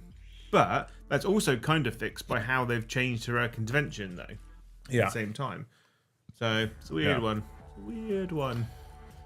I got beaten by Thousands, therefore they're banned from this event. Yeah, someone's obviously been touched in dark places by Eldar in the past. On the Terminator Captain's datasheet, the ability Rights of Battle allows you to use a stratagem for 0 CP, even if another unit from your army has already been targeted by that stratagem this phase. If I use a stratagem on this unit first for 0 CP, will I still be able to use that same stratagem on a different unit and pay for it in the same phase or not? Because of sequencing, I believe that using it first for 0 CP would not let me use it again on a different unit. I completely agree with you. That is exactly how I would play it. So if you want to use, say, let's go very simple. Let's say command point reroll, right? If you activate the captain's unit first and you use the command point reroll stratagem and you choose to use it on his Rights of Battle ability for free for 0 CP, and you haven't yet used it, I don't think you can then use it a second time on a different unit. We went through this, I think, in one of the games. So if you, however, activate the Ballista's Dreadnought first, and you use a command point reroll stratagem, and then you activate the captain's unit, I think you can then use that stratagem for 0 CP because it has already been used this phase. So I think you're right. I think the sequence is true. I think the sequence is correct. I think if you use his Rites of Battle ability first, you can't then use it a second time on a different unit because of the way it's worded. But that then comes down to your activation of units, knowing that he can probably. So you'll probably try and activate that Terminator unit after units that you know that you might want to spend CP on. Yeah, I agree. I think you're right. I can't disagree there. Yeah. How do you all think the new toughness and strength stats are working right now? Anything too low or high? I think they're currently, my feeling is they're about right. I feel like if the Pyre Blasters, for example, are shooting at Carnifexes, it doesn't really do fuck all. But if the Ballista's Dreadnought is shooting at him, he does some serious damage. Yeah, I really like the fact that vehicles now being a lot tougher means that a lot more vehicles are being wounded on only 6s, not 5s. So take the Ballista's Dreadnought, right? In the last edition, a Stormbolter winning a Carnifex was wounding it on 5s. Yeah. Now it's wounding on 6s. Yeah. That little distinction between small arms fire hitting the Carnifex as opposed to anti-tank, anti-monster weapons smashing him in the face, I actually think at the moment it's feeling about right, although I am also conscious we're using like 2 monsters and 1 vehicle. Yeah, I think it'll be the differential between vehicles getting tougher, I think it'll be interesting to see how much mortal wound output there is in the game to just completely counteract it. Yeah. Like when we saw the Haywire on the Talos. Yeah. Just going, I wound you to fall. Have some more wounds. Have some more wounds. Yeah. Treat yourself. And it's like, is there any point making vehicles tougher if there's loads of anti-vehicle stuff in the game? I mean, we don't yet know if there's loads of anti-vehicle stuff in the game. That's the thing. Having played a couple of games, I think they've shown us some of the really cool, fun, strong stuff. But I don't think they've shown us. And I think lots of units. I think the thing that I think we're going to find is lots of units have really cool things. You can't get them all into the game at once. Yeah. But I think that's the important thing there. As long as you can't take... So I think at times with certain armies in 9th edition, you could take all the toys all the time, and that made an army incredibly strong. I think if they get to a point where... And part of what they've done is they've taken a lot of the cool abilities, they've taken them off of stratagems, off of relics, off of warlord traits, and they've put them on data sheets. And that's really important. And why that's really important is because that means that you can't just take an army and have access to all the cool things. You have to take the unit to take the cool thing, which has a points cost attached to it, right? So I don't think actually any real army is going to... Perhaps maybe Eldar, apparently. I don't think any army is going to be able to have all the toys all the time. So that means that in itself has a degree of balance. So do we think that an Eldar player will be able to run... a Dark Eldar player will be able to run, I don't know, 9 Talos? Do they used to come in units of 3? Yeah. Okay, so do we think you're going to take 9 Talos and still have a really rounded, balanced force? Currently they come in units of 3. So currently, that's what I'm saying. But do we think, if it's that good, do we think it can spend all the points on 9 Talos and then still have a really round and balanced army for the rest of his Drakari? Maybe he can. That's a problem. Maybe he can't because he wants to be able to fit Draz in because Draz has got these rules, and he wants to put Lilith in because Lilith has got these rules, and he wants to make sure he's got his Ravagers, and he wants to. And at that point, he goes, "Oh shit! I've run out of points, and I haven't got everything in that I want. So now I can't take 3 units of 3 Talos. Maybe I'm going to take 1 unit of 3 Talos." Yeah. This is the thing, right? Again, today I've seen the internet going a bit wild over some of the data sheets in the Tyranid Codex, and I've said the same thing. I have said like a fucking broken record for the last 2 to 3 weeks. Without points, we have no context. Yeah. So if a unit, if a data sheet, if the Trigon Prime looks crazy broken good, but he costs 500 points, he's suddenly a shit choice. If he looks crazy broken good and he costs 20 points, well then he's fucking broken good. Yeah. Points make everything. Yeah. Ultimately. Okay, cool. Right. Are you in place? Okay. She has finished doing her daily chores, the housework. That's what you've been doing? The housework's not finished. I'm just tapping out. What do you think about the Tyranid rules, Luce? I think they're terrible. Tyranids in 60 seconds, go. Oh, stop it. This is a test situation. I'm no good. Tyranids in 60 seconds. No, With your I'm timer. You've not. had the rules for at least 9 hours now. Have I? Yeah. Have I? Shorts with loose. Tyranids in 60 seconds. No. I'm not doing it. It's a test situation. I can't do test situations. My boss hid me from CQC because I literally fall apart, even though I know the regulation. I'm not doing Why are it. you hiding her from CQC? I don't doing hide her it. from CQC. Because hide it they'll from the say police. things like, In when's the the basement. Human Rights Act? And I'll go, well, this thing oh, it's terrible, Joe. I'm an absolute liability. Oh, brilliant. Okay, right. Okay, so Verdigris says, oh, hang on, no, we've missed something. Oh, we've got that one. If attach unit counts as a single unit, for all rules to terminators give Fury of the First to leaders attached, since the wording is each time a model in this unit. Also, just realizing that Stern Guard has the same wording for bolter drill with this unit. Maybe, actually, maybe Elliot. I don't know. Yeah. Where's the? Let's have a look. My God, it's hot in here. It's warm, isn't it? Like Nelly. Yeah. Did you get the song reference there? I did. Each time a model in this unit makes an attack. Maybe it does. I mean, Well, if we're saying Psycho confers to them, then surely. I would like that. I would like my captain to also get Fury of the First, since he's a captain of the first company. Yeah. Have yet to see anything in 10th I don't like. However, as a Tau player, the moment I see something that negatively impacts my army, I'll declare this edition broken and a write-off. Brilliant. I mean, that's every I was player about to on say, every James, army, you right? could literally remove the word Tau and just have brackets, army faction brackets, and just apply this to a lot of people, it seems, currently right now. Yeah. Right? I don't like it. It's different. Oh, honestly. Just right. wait for them to release like chaos rules and see if my opinion changes on them. Mr. Phillips, wait, they still haven't released points. They absolutely still haven't released points, honestly. So that's interesting. Maybe, Elliot, as part of the attached unit, here's another distinction, right? The librarian specifically states with Veil of Time, while this model is leading a unit, weapons equipped by models in that unit have the sustained hits one ability. But it's when he's leading a unit. If he's on his own, he's still leading himself. Is he though?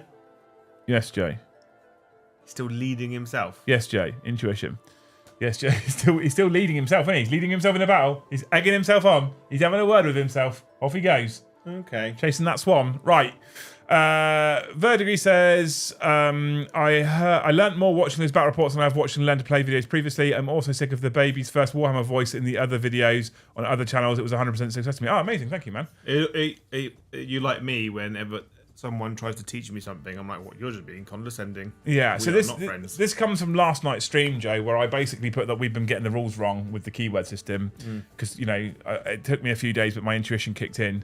So I'm gonna be still looking at these streams for some rules-based questions. Okay, Yeah.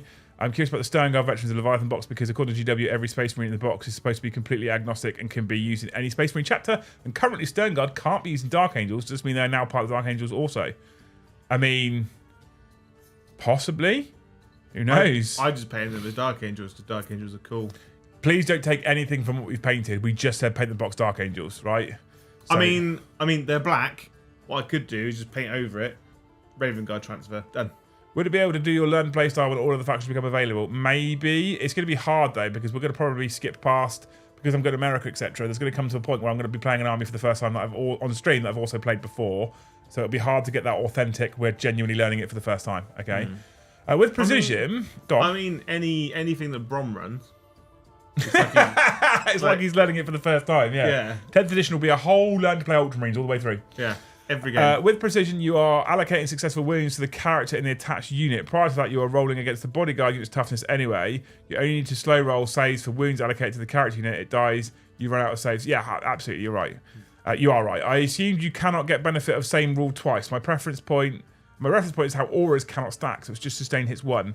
Yeah, I actually think that, because I think we did it sustain hits two. Yeah, but we only did it on a unit of Rippers. So, interestingly, when you roll to save allocating wounds on the Librarian, what I'd like to know is any wounds that then spill over, do they then go back to the bodyguard unit, or are they just lost? Yeah, they go back. They spill over. Yeah. He also says, I believe as written, assigning a toughness 8 model to a toughness 3 unit is a tactical mistake.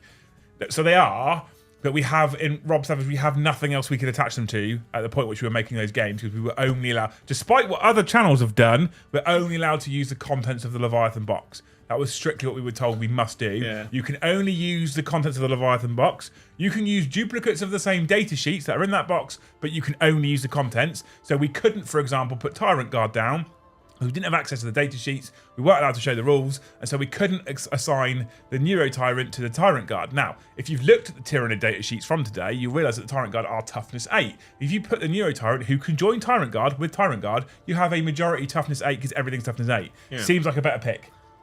100%. Right? I think I've got 3 Tyrant Guard. I need 6 more. One for each character. Warp Hero says, you are correct about the toughness. Like, why can't GW write a rule book like ever? They are horrible at it. You are correct about the toughness of the bodyguards. That's at least clear in my book. Makes you think about where to embed your character. I agree. Too bad how it feels. Don't put them in there. Would I say something about that first sentence in there? What's that? That why can't games such as write a rule book like ever? I would argue that the 7th edition rule book was a work of art. Oh! You want to get chat all rolled up, do you, Jay? Yeah, I do.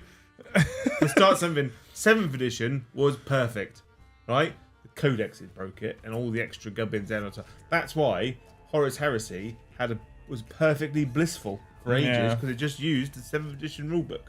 Yeah.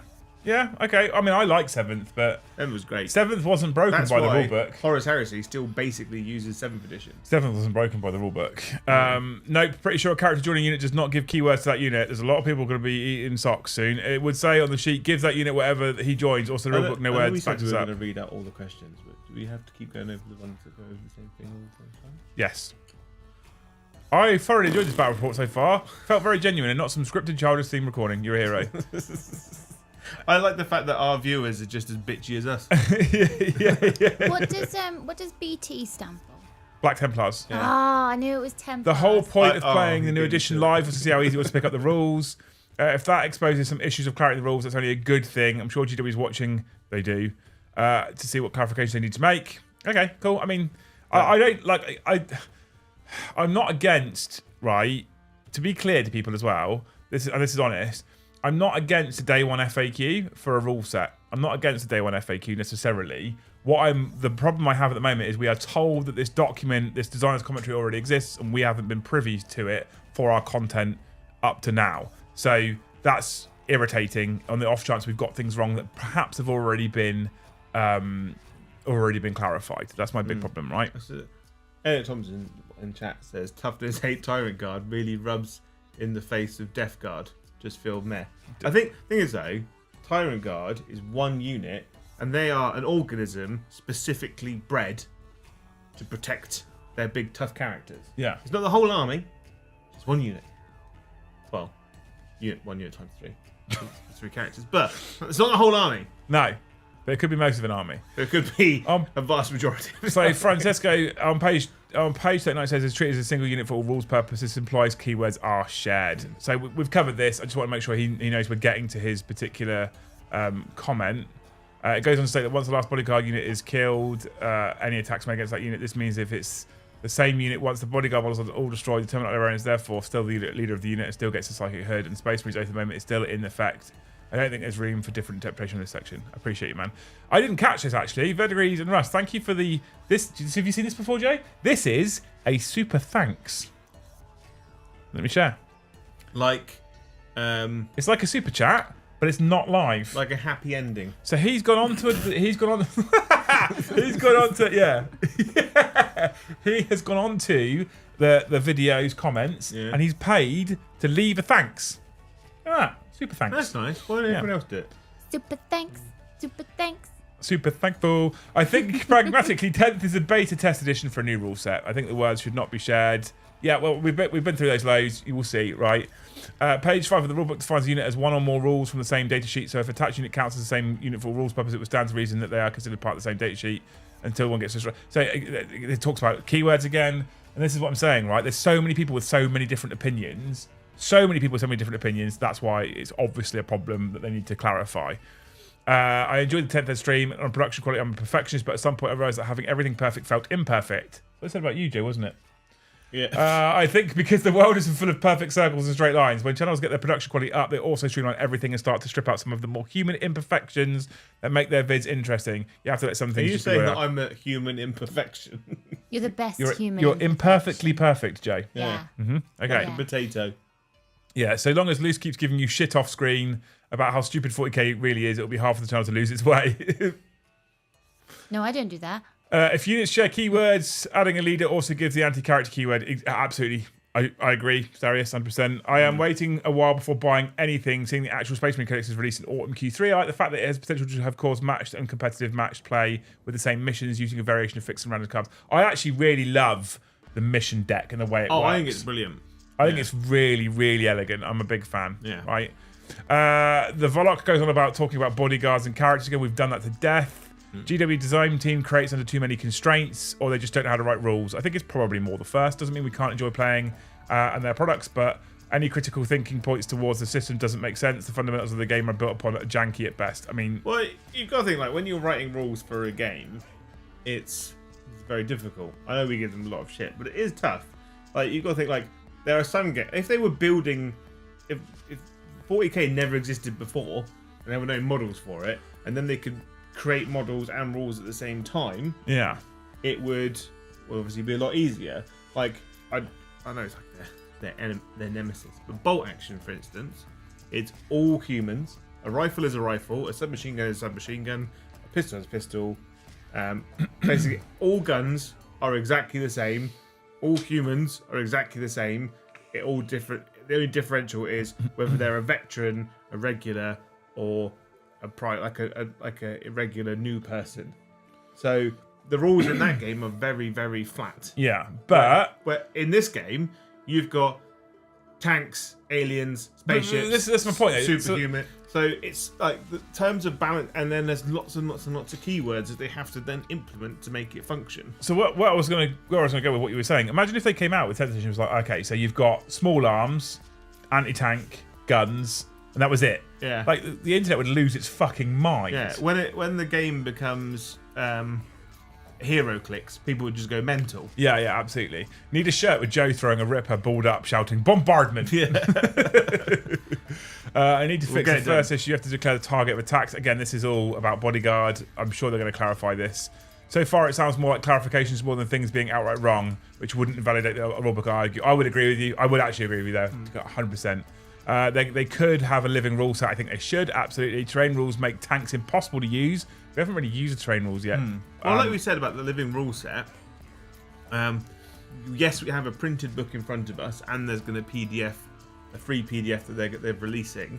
When they FAQ the rules, what they need to do is release an FAQ to say what they've changed, and then update the PDF of the full rules to be what the FAQ says.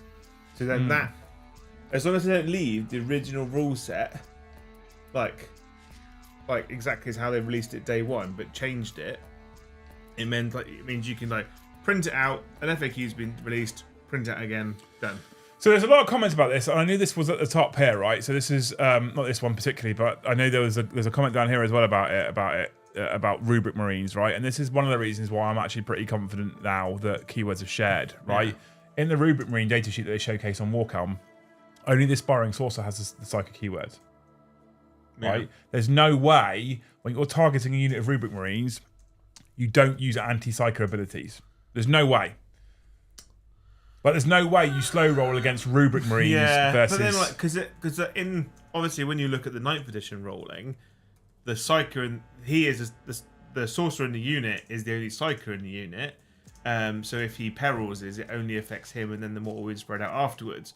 Whereas when you look at Grey Knights, you have Brotherhood of the Psyker. Yeah. So they're all Psykers, and you pick a model who's then casting that power. Yeah, I mean, I think that. If you target a squad of rubric marines with anti-Psyker 4+, for example, you wound the unit on 4+. I think that to some point sets precedent for sharing keywords. Yeah, because if you do Aboard the Witch, you have to kill the whole unit of rubrics to get the point for. Yeah. So anyway, someone said, so he Grot Works Mech Shop said that, and then he also said there is a logic issue with the video. It doesn't sound like you've designed a commentary, which Mike Brandt has stated goes over a lot of these things. No, we haven't. That's my problem. Is they haven't given it to us. That's my issue. If we'd have had that document, most of this stuff, I reckon, not all of it. I don't think they would have captured all of it, but I reckon most of this stuff wouldn't have been an issue from day one. Having said that, hey, I've had 2 nights of content out of it. I mean, everyone loves a good moan, don't they? Well, yeah. Controversy, bit of clickbait. People like it most when I tell them that I got everything wrong. Yeah. Thank you, by the way, Easton, Ginger Steve, Tony Winnick for gifting 10, and Zenna, who all also gifted memberships, to push us over the 100 that we wanted to do tonight, Joe. Yeah. They're amazing people. And then it just stopped. Just stopped dead. 101. No, it's not 101. I don't know. No, this is the monthly total, Joe. Now we need 99 What do we need, 99? to make it a flat 200. Okay. So do your best beg for memberships impression. Can I have memberships, please? Otherwise, I'll be sad. and then if I'm happy, it means I get to eat McDonald's on the way home. Okay. If I'm sad, I won't. I mean, Do you you probably. know what You're nuts. Do you know what will cheer you up, Joe? Cup of tea? You should Google a feather star. So I feel like if she tells you to Google anything, you put your phone straight in the incognito mode, all right? You just don't trust her. It's like when you're at school and they go, "Ooh, like Google blue waffle." You know when No, you should Google you a know when your feather mate star. sends you a message and you open it, it's just sex noises or that's that sort of thing. All right. Like lemon party. Thank you so much, Chris for the What's that? 5. Google it. Thank you so much, Chris for the 5. Painted Dark Angels. Is this a future thing for the channel? What a future thing for the channel? Painted Dark. Yes, it is. The army's a thing. P.S. You putting the kettle on loose. Joe looks parched. I've told him Joe knows where the tea is. Yeah, but Joe doesn't make great tea. Does he not? You've had it. Joe, how do you make tea? Badly. I put a tea bag Yeah. in the cup. I've given you cups of tea that I made. He puts Yeah, it, but he how puts do the, you he make puts the it? sugar in. He puts the tea bag in. He pours the water in. He then empties 3 pints of milk into it. Oh, so you don't do milk first? No, I'm not a crack addict. Good. Okay. Good. Good. Jesus. All right. Right, Hey, it worked, Joe. Look, it worked. Chaotic if failure you- gifted 5. If you put milk in first, you deserve to be sectioned. Right? So he did gift the 5 memberships, Joe, but that isn't the 99 that you wanted. So you No. still have to be sad now. No McDonald's for Joe. Like a Burger King. Yeah. There's no Burger King in Salisbury, actually. Yeah, he said for the McDonald's as well. You're a legend. Thank you so Yeah. much. Did you see my line of slight cover question? I didn't. Datsun Des. Where is it? Have I missed a super chat or something, or was it in the comments? Because I've just gone through all the comments and yours wasn't there. It's funny, like, cover is not something that we really looked into properly, was it? No, I'm not gonna lie to you. There's been a lot of nonsense out there about cover, so I'm gonna wait till I've got this commentary and then read through cover properly and then see if we can make sense of it. Yeah. Because we've just been going, hey, he kind of looks like he's got cover, so he Is gets there a cover. new Space Marine 2 trailer? I don't know, is there? Razor Wolf says, "Ooh, Space Marine 2 trailer. Should we watch it live?" Yeah, we can do that.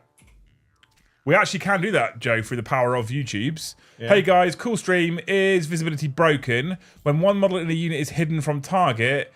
If Dreadnought isn't wholly within terrain, your thoughts? I don't know. We need to read some. We haven't really got. Mark Bright's suggestion for Googling is not. With coveralls being on everything, bit worried the Votan still seem to ignore it with 2 data sheets. Bit worried for Votan as we still seem to ignore it with... Don't be worried, it means you get to kill everything. You'll be fine, Tim. Yeah, just enjoy it. Thank you murder for the all 5. things all the time. Where is you the still time? need? You still like? I miss the old days of just true line of sight. What a time that was to be alive. I think it's because of ruins, right? I think ruins is the big one. ruined. This is to do with visibility. Models cannot see through or over this terrain feature. Okay. Yeah. E.g., a unit outside this terrain feature cannot draw line of sight to a target on the other side of it, even if it would be possible to draw line of sight to that target through open windows, doors, etc. Aircraft and towering models are exceptions to this. Visibility to and from such models is determined normally, even if this terrain feature is wholly in between them. And observe. Models can see into this terrain feature normally, and models that are wholly within this terrain feature can see out of it normally. Okay. I don't see the problem. It's just obscuring. It's just obscuring, yeah. It honestly feels like I'm listening to a debate team every time you read that book aloud. It's too much to listen to. We are having a mass debate. We are having a masturbate, yeah. So we need to find this Space Marine 2 trailer. Okay. Oh, look, there's a great person streaming. Right, oh, it's us. War Hipster did a Behold My Blood Angels video. He's finished, so don't watch it now. It was an hour ago. You Go and didn't watch stream it it. It's just a afterwards. video. You should have told us. We could have. Okay. Right. I need to find War Hamster TV. Yeah. You can see how frequently I watch it. There it is. Right. Is it on here? I don't know. Videos. Is it? No. No. So we need to search Space Marine 2 trailer. Yeah. Space Marine 2 trailer. Yeah. One of the YouTube's team. We're on it. 2 weeks ago, 1 year ago, 10 minutes ago, IGN. Ooh. How long's the trailer? 1 minute 31. It's Space Marine 2 official co-op gameplay reveal trailer. co-op. Ooh. Yeah, like the shop. Oh. They do a real good meal deal, actually. Okay. You get pork pies in it. Okay, or okay. jelly pocket, as me and Josh call it now. Jelly pocket. Joe, when me and Leon were super duper skint when we first got married, Co-op did the best shampoo for 20p. What do you mean when Really? you first got It's married? the best one.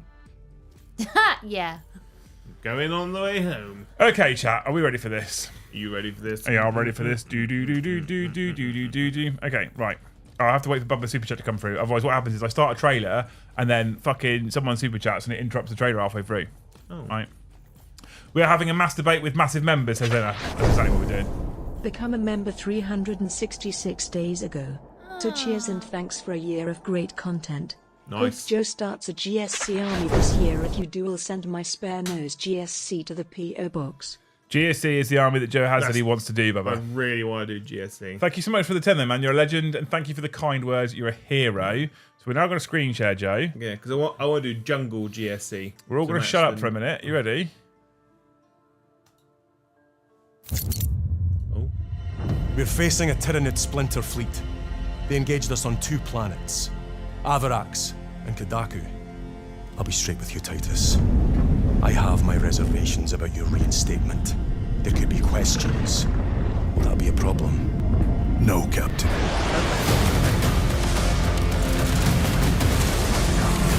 Tyranids!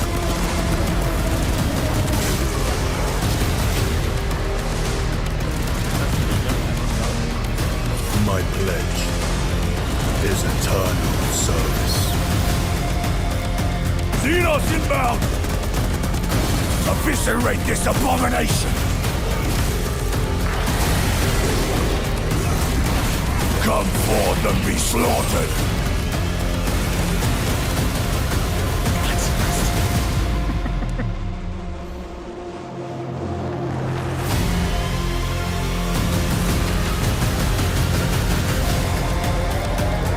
Open the gates.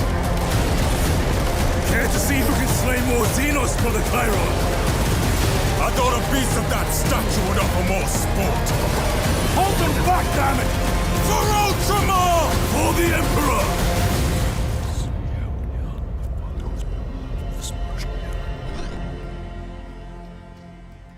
Is that a game or a film? That's the game. Oh. That's the new game, yeah. Yeah. Okay, it looks all right. All right. Looks all right. I'm excited about it being a 3-player co-op game for me, you, and Mr. the War Hipster. I know. I'll be right on that. That sounds banging, In doesn't it? there, like swimwear. Yeah. Yeah. Barry says definitely sharing keywords with that clip. Liam and Joe, we can play this together, thanks. Look at that. It gets Josh gets so excited. So you mean instead of Dempsey, Scottish Ultramarines are now canon, says Jaco. I mean, yeah, that's the guy that did the voice for the first Cadia Stands book. Cadia stands. Same thing. Nope. And it was really, yeah, he did a good job. Although it doesn't sound right as a Space Marine. Like, if he was a different chapter, I suppose. What chapter, though? What chapter should have a Scottish accent? But then all Ultramarines are from 500 worlds, aren't they? And Terra, and all over the place. So I suppose there might be a Slanesh. Scottish one. I'm going to go for Slanesh, should be Scottish. Slanesh in 60 seconds, go. No. I thought you were into this. It's too much pressure, I can't do it. I need prep and revision time. Yeah. Gimp suits and penis swords. Someone says, all right, the thing is, right, okay, so here's the thing. When I say just all right, here's the thing. I am not the world's biggest fan of run into masses of infantry, tap, hack and slash until they're all dead. I don't like that. I mean, you never played Devil May Cry. I did, I didn't like it. Such a good... It's hack and slash. Did you play the first Space Marine game? Yeah, hack and slash. Just keep pressing attack, everything's dead. Keep pressing attack. Like, there's no play there. That's just keep pressing attack, everything's dead. Yeah, but keep pressing attack, but you're a everything's Space dead. Marine fighting Tyranids. Like, the Tyranids have only got one But you're not fighting Tyranids. You're just pressing attack. Attack, everything's dead, next level. Attack, everything's dead, next level. That's how you play Call of Duty. You should play Mario. Stand in a building. No. How I play Call of Duty, Joe, is attack, I'm dead. Like, I don't like hack and slash. If there's more tactical, like graphically it looked incredible, but like I really like the Assassin's Creed series because that's not hack and slash. You can hack and slash it, but you can also do things like timed counters and combinations and assassinations. You might be able to do that. You'd be like, dodge, hammer. That's why I say all right? So if they give us that level of combat kind of gameplay, I'm into it, then I'll enjoy it. Because it's not just run in, press loads of buttons, press the same button continuously, keep pressing buttons, everything's dead. If it's run in and you've got feints, dodges, blocks, counters, finishers, special moves, cool, I'm into it. I imagine it would be very similar to like Gears of War, which has got lots of shooting, lots of like chainsawing people, but you can roll, you can dodge. Yeah, I'm more into a Gears of War, right? Yeah. So that's where I'm like, I would rather have more tactical gameplay. When I'm there running around with Space Marines. Hootio, what a great name. Welcome to Hasir. Thank you very much for joining the channel. You're a hero. Testicle gameplay for Liam. Get us in the Discord. What? You did? Who did? You said more testicle gameplay. More testicle gameplay, exactly, yeah. Luz, why aren't you doing your 60-second shorts anymore? Because the last one I did was terrible. What was it about? I can't even remember. It was that shit. We started a thing, and I was like, as long as like chat, if they super chat enough that Amy reads it out, she's got to do a 60-second short. But no, because then it won't be funny, and like these kinds of things need to be like. You under that kind of pressure is hilarious. No, it's not. It I makes think me so. sweat. I hate Well, it. I tell you what, new system, mainly because I'll benefit from it. You have to do the 60-second thing, or you make us a cup of tea. I'd just rather make you tea. Well, you heard it here first, chat. 60-second short, custodies, go. Tea then. Tea it is. Joe made the rule. I swear to God, you gesture that cup at me, I will shove it up your ass. I'll play Joe suddenly as being negative. No, I'm not being negative. I haven't played it yet. Yeah. I can't say it's going to be amazing or review a product without having it in hand, especially if I don't have the designer's commentary. I'll just take over the gaming channel. Me and Hipster will do it, just the two of us. That's not going to happen. You can start your own one. We'll kiss and hug. I could be the third person. The thruple? Pew, pew, pew. No. How does it go? That, no. Pew, pew, pew. I'll be the third person. Have you seen the awful Titus model? Yeah, I have. It doesn't look great, does it? I do. Unit right A inside a ruin. Unit B outside a ruin. Unit A shoots B. B gets cover against A. If B cannot see one model from A, that model that cannot be seen also cannot shoot. What? Unit A inside a ruin. How can you shoot at something? How can you shoot at something and not see it? Yeah, so if Unit A is shooting at Unit B, it can see it. If Unit B is shooting at Unit A, if Unit A is shooting at B, it can see Unit B, which means B can see A. Yeah, because visibility is a two-way thing. Yeah, because it's still true line of sight. You still have to be able to see what you're shooting, right? Just because if you're in a building, right, and it's flat walls, guess what? You can't see out. Right? If there's a window and you shoot out of the window, your opponent can see through the window into you. What if you go from the window to the wall?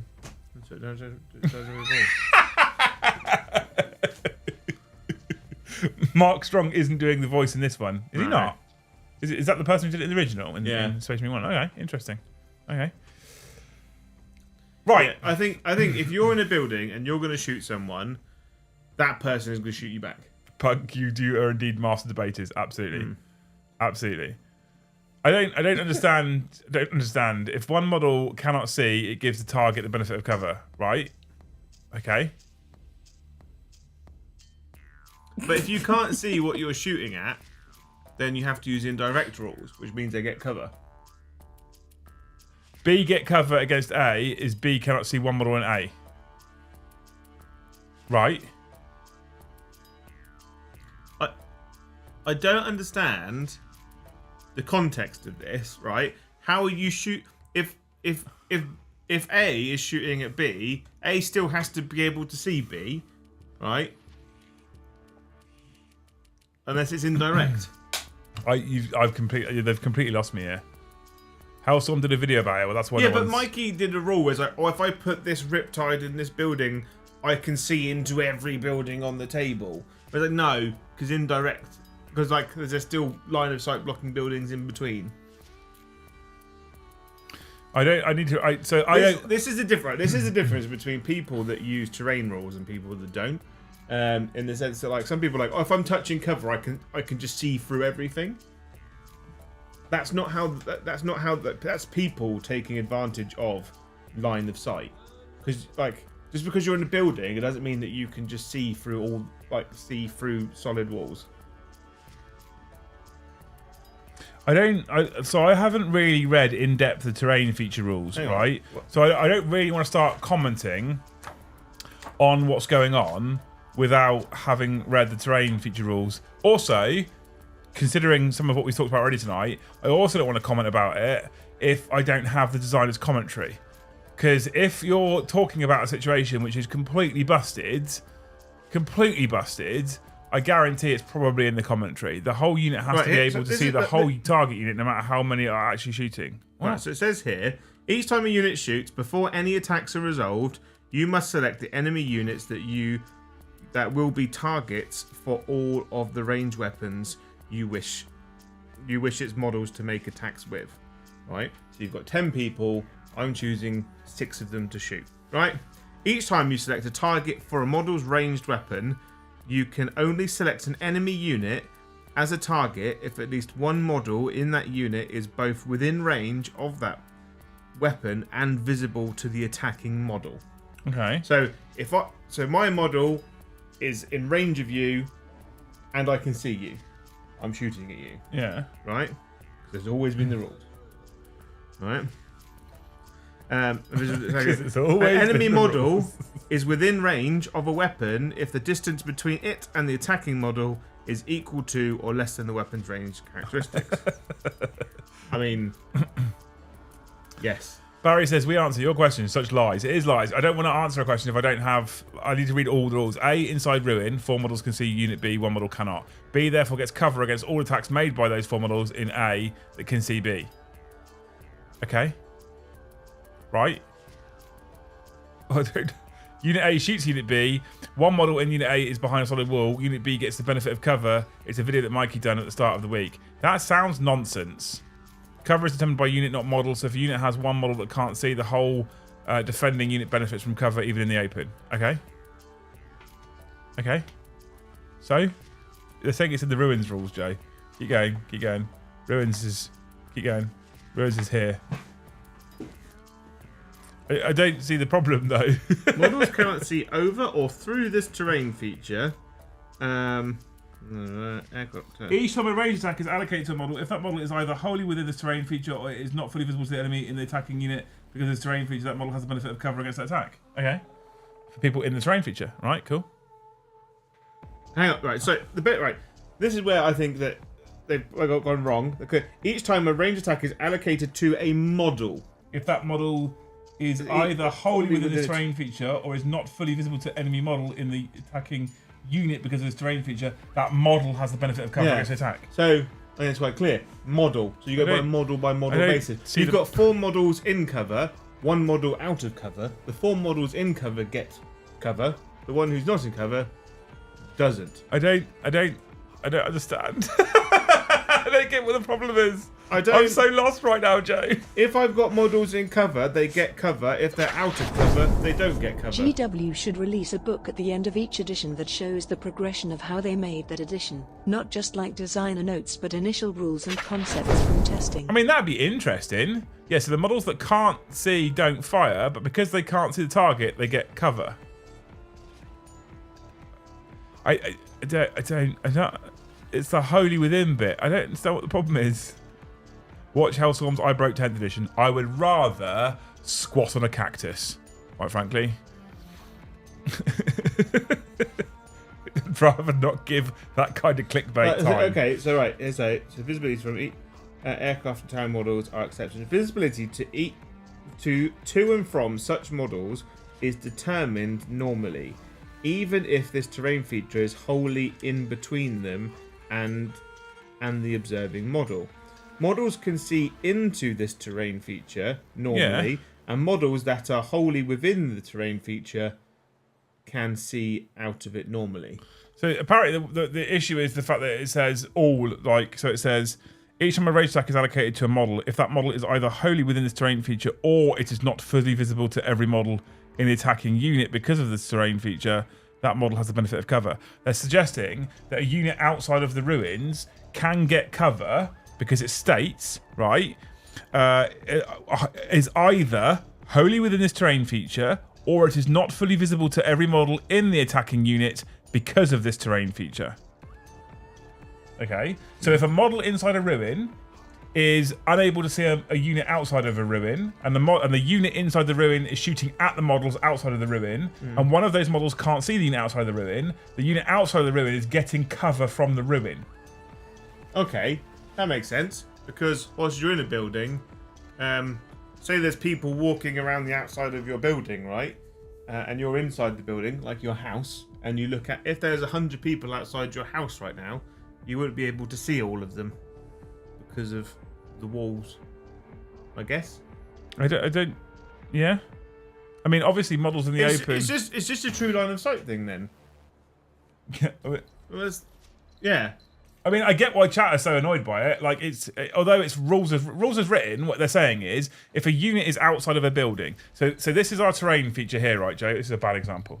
Let me give you something that I can show off. Right, brand new stamps from Royal Mail. Thanks, Royal Mail, by the way. I haven't reviewed these yet. Anyway, brand new stamp. This is your terrain feature, right? Yeah, okay. And then we have a little unit inside the terrain feature here. Look, Joe. That's dangerous, isn't it? Balancing that glue there. We've got another unit outside the terrain feature. Yeah. The problem they have is this is a 5-man unit. This is a 5-man unit. Yeah. One of those models can't see this unit because of a blocked wall, right? Yeah. That unit now shoots at this unit. Yeah. Right. As per that wording, this unit gets cover because one of those units can't see this unit. Is what they're saying. I mean, rules as written, I think that seems pretty clear, right? Each time a ranged attack is allocated to a model, if that model is either wholly within this terrain feature or is not fully visible to every model in the attacking unit because of this terrain feature, that model has the benefit of cover against that attack. So, rules as written, you guys have tried to break it. I don't disagree with what you're saying, okay? Yeah. I think that is how it's written. What they mean is different, however. Joe, please be my cover holder here, right? So, you're looking at it, rules as written, from unit inside to unit outside, okay? Yeah. What they probably mean is this, Yeah. right? Where this unit is blocked by some of that terrain. Yeah. That's what they actually mean, okay? So, this unit stood here, there's ruins in the way, they're blocked by the ruins, that's why there's cover. Yeah. Not, I'm just stood in the open, but... Yeah. But I guess if you're hidden behind ruins and you're shooting, there is an argument to say that the ruins that you're in are still in between you and your attacking unit. Oh, there's no diagrams. No, not in the rule book. Shut up. Yes, there's no diagrams. It would be helpful if they had, because there's diagrams in the other one. What other one? In the other rule book. What other rule book? From other editions. Thank you for clarifying that.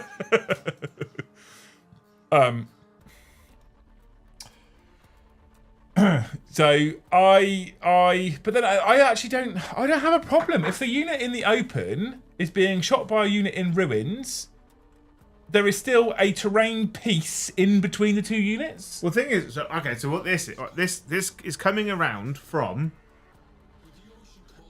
area terrain and walls, right? Games Workshop sells walls. Yeah. They don't sell area terrain because there's no base on the terrain they use. Whereas when you go to tournaments and events, more often than not, the buildings that they use have a base. Yep. So the event organisers normally count that as if you are on the base, you are in the building.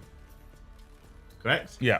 So Games Workshop probably use their terrain that they sell to provide this. So you might be in a building on the ground floor, but you're not in it because you're just behind a wall. Mm-hmm. There's just a wall there. Yep. Unit here. You're not in it.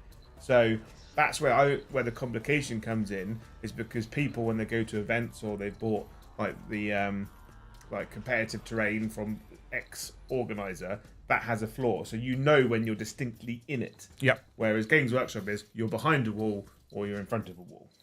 Yeah, the piece that doesn't make sense is that models that can see directly should just shoot normally. My buddy behind a wall doesn't affect my shoot. No, I agree. I absolutely agree. Yeah. It is messy. It's not neat. Again, wait for design's commentary. It might clear it up, but it doesn't. Like I kind of get why they've worded it the way they've worded it, and I kind of maybe to some extent get the narrative behind it. However, I like I feel like that's going to be clarified, and I don't think that's going to be something that will take long to get clarified. Okay, so I get what you're saying now. I see where the issue is. I don't think, from my perspective, as a person who runs the channel, I think if we had models in a ruin who could clearly see to models outside of a ruin, I'm probably not giving the people outside of a ruin a benefit of cover. Yeah, you have to put a touch of common sense into it as well. Yes, but that's not how wargamers operate, Joe. Have you ever been on a forum like Daka? I think you'll find rules as written. Right. Oh my god. If you're an absolute douchebag, then yes, I imagine you'll be like, grammatically, the comma is here and the exclamation mark is there, and I live in a dungeon, right? That's how it works. But with a normal person with a normal brain, and you're like, well, if my guys are stood here behind cover, they'll lean out and shoot you. So you don't get cover because I'm leaning out and shooting you. When you shoot me back, I'm gonna get cover because I'm gonna put my head down. Yeah. So and then when you're stood next to the wall and you're touching the wall, then you might get cover. But then we'll be in combat at that point, and neither of us get cover because we're stabbing each other. I don't think we're gonna have a problem with it. Yeah. Just be a cool dude. Just don't be a douche. A knob. Just don't be a win at all costs tournament player, like Drew says, right? Yeah. Taylor, thank you for the 5. I'm very behind on stream, but would Shadow in the Warp make you take a second Battle Shock test? Yes, potentially. I think it could do. There's a second issue to do with Holy Within Ruins as well. Makes it difficult for large models to get line of sight. Okay, cool. Yeah. But is that an issue though? Games Workshop doesn't sell a Holy Within. Sometimes what we also do sometimes is we sometimes assume that this isn't the intention because of what we've done before in a previous edition. Yeah. And maybe it is the intention. Maybe making large models, blocking line of sight, giving small models a bit more protection and cover is an intention. Maybe it's not an intention. Maybe it is a complete fucking balked rule. But maybe it's an intention. Or, like, a lot of people use terrain as a slightly is a basis for where there might be a wall, but we can't see the rubble and the planks of the wood. If you're fighting, like you in your head, you're fighting in a built-up, dense Stalingrad-esque urban situation where there's fucking shit everywhere and there's low-level walls like Gears of War everywhere that you can hide behind, but it's not physically on the table. So how your model is posed and how the walls don't represent their true pose at the time, kind of thing, then I guess this is the issue, obviously, with using static models to play a supposedly dynamic war-based situation, right? And that's where sometimes the narrative and the physical are never going to quite match. Yeah. And so, you know, I've always said, like, whenever we've done GTs in the past, specifically 9th edition, I've always said we use bases to measure whether you can see through obscuring or not, rather than using wings and fucking banners and poles. Because I don't particularly want to hamper or punish anyone who's made something super cool and say, because you've made this cool conversion, now everyone can fucking see you all the time. I don't want to hamper. I don't want to punish people for that, right? No. So we've always kind of made it a thing. Because Magnus isn't always going to be walking around like the boogeyman like that, is he? With his staff sticking up in the sky. Is he not? No. As someone on the spectrum, it is often difficult for me to read the rules as intended. I take things literally. Streams like this help me understand how most people would read the rules. Yeah, I think... Brendan, first of all, thank you for the 10. I think... if we're being quite frank and quite blunt, I think for things like 40k typically attract a lot of people on the spectrum, right? I mean, I fucking for sure am, absolutely. So I don't think that's something that, you know, particularly hampers you. It does sometimes create situations where people will read a rule and take it very, very literally. Take it and there, you know, I don't... The problem realistically is the ambiguity in rules, and some of the problems also are the fact that people will see a rule and their assumption is that that's not as intended. Yeah. There's this thing, right? There's this thing that exists all the way through 40k. It's existed for as long as I've played 40k, and I think it's probably existed for as long as most people played 40k. It's raw versus RAI, right? Rules as written versus rules as intended, and the latter is really interesting.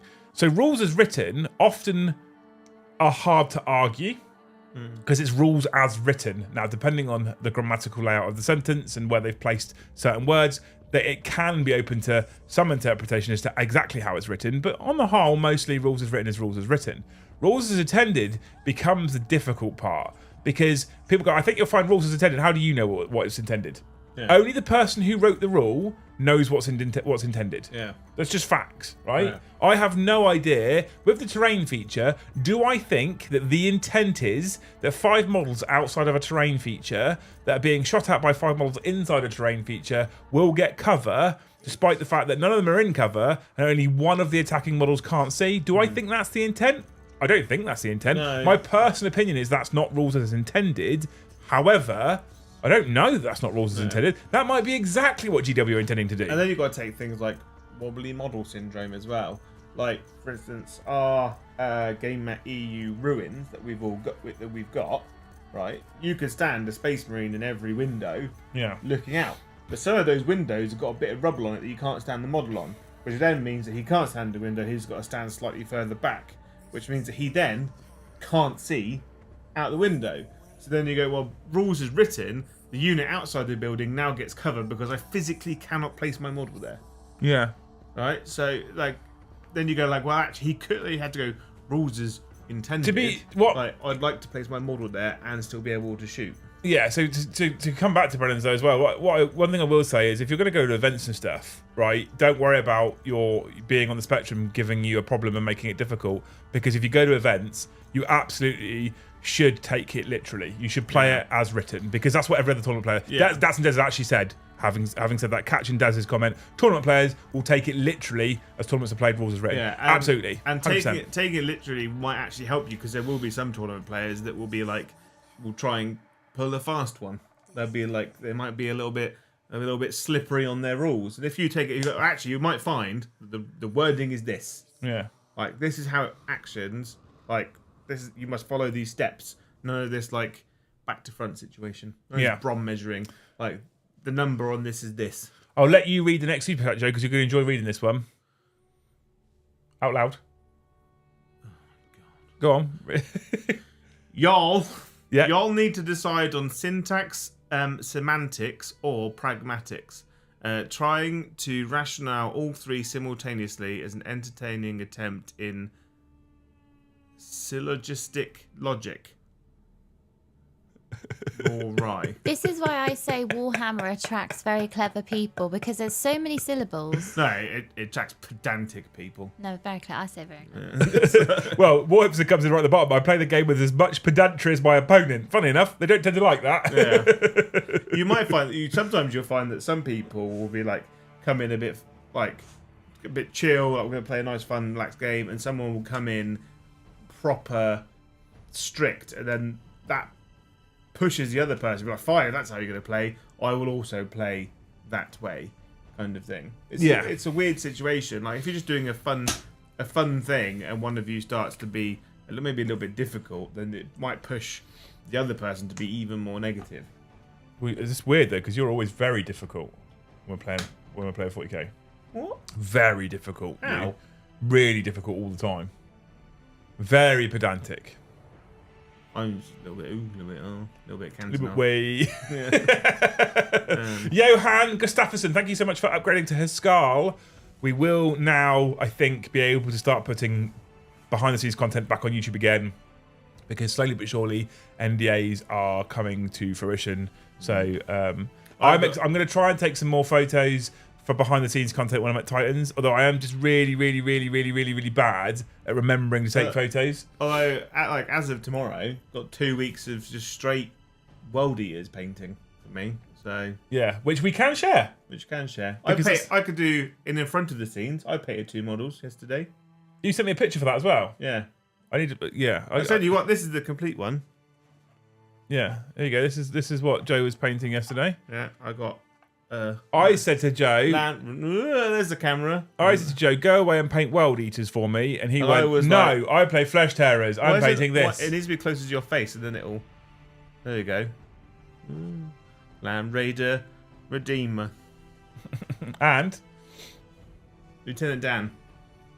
Flesh Terror. Lieutenant on foot. Interesting choice. He's cool, isn't he? Well, the thing is, my whole Flesh Terrors army is on foot. I've got like 1 unit of 5 jump pack people. So Green Blood Crusade keeps asking me if the NDA on those plastic warp spiders are up yet. No, completely secret. That's wish listing at its best. That is. I imagine, right, because Games Workshop like hates old models. Yeah. Like they get to a point where they're not going to fix it. I reckon Warp Spiders will be the last Aspect Warrior to get done. Yeah. Yeah, they're the worst, so they'll wait till the end. So they'll be done last. Yeah. Got most of my mates sub to you guys because of streams like these. Super helpful. Thanks muchly to the legendary Thruple. Manus doesn't really participate much tonight, to be honest with you. Josh is the third. We've asked her for 3 shorts. And a cup of tea. We've asked her for 3 shorts and a cup of tea, chat. We've been let down every single time. Yeah. I feel sorry for you, chat. You've not had a single loose short for weeks now. Do you know, there was a fantastic bit of advice that I got given when I was growing up. Shut the fuck up if you don't have anything to say. So, there we go. You got different advice to me. That was like, whoever gave you that advice was very rude. Oh yeah, Midlanders are to the point. I was like, it was if you ain't got anything nice to say, jump off a bridge. Well, that's a bit more north than Midland. Tim's Joe. upset where you place the doors on that Land Raider. Yeah. Yeah, because it says Redeemer, right? Yeah. So bloke gets out the door and gets set on fire. Just don't get out that door. Just get out the front. Yeah. Yeah. But that's why there's an assault ramp on the front. those are the doors on the side are escape hatches. Also, right, just for clarification, when you put the Land Raider doors at the front, it just looks stupid. No, it doesn't. I like it. I hate it. You glued the door shut. Yeah, of course it did. It's got a whole mechanism that lets you open it. I didn't glue that on.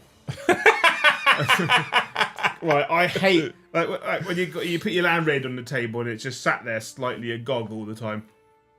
Carlavogi says sack loose, find a younger, keener one. Yeah, I'm looking for the swearing emoji. I like the open mouth Land Raider. I With just people really running over it. confused Yeah. all the time because like if you have it open all the time, like what if there's like snow or dirt and it drives forward? It's gonna plow into If you'd have taken those front lights and painted them like eyes with pupils, you should have absolutely left the door open. Yeah. Right. Like Thomas the Tank Engine. Actually, I have a question. If big guns never tie units can fire out of combat, can they overwatch in engagement range because Overwatch condition is eligible to shoot? Can they overwatch if they're in engagement range? Well, let's have a look at the Overwatch strategy. That's interesting.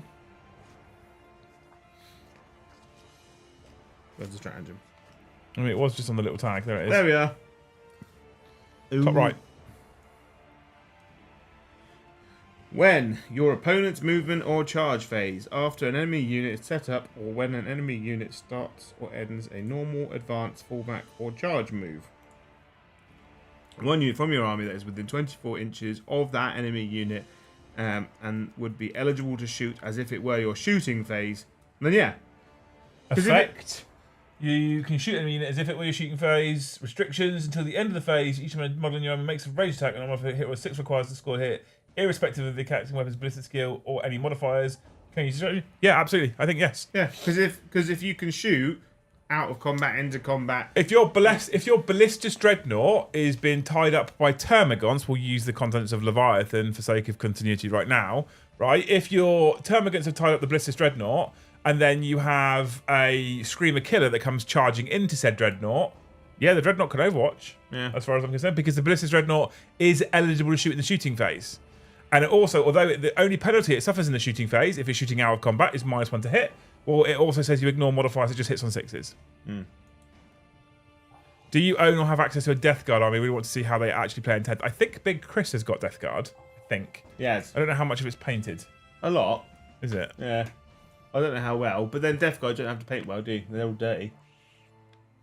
Lou swore at Carl, who's a younger, faster one. And then Carl said, a younger lady would have been faster. I know. Being faster, More tech savvy. Being faster isn't always better, Carl. Yeah. Yeah,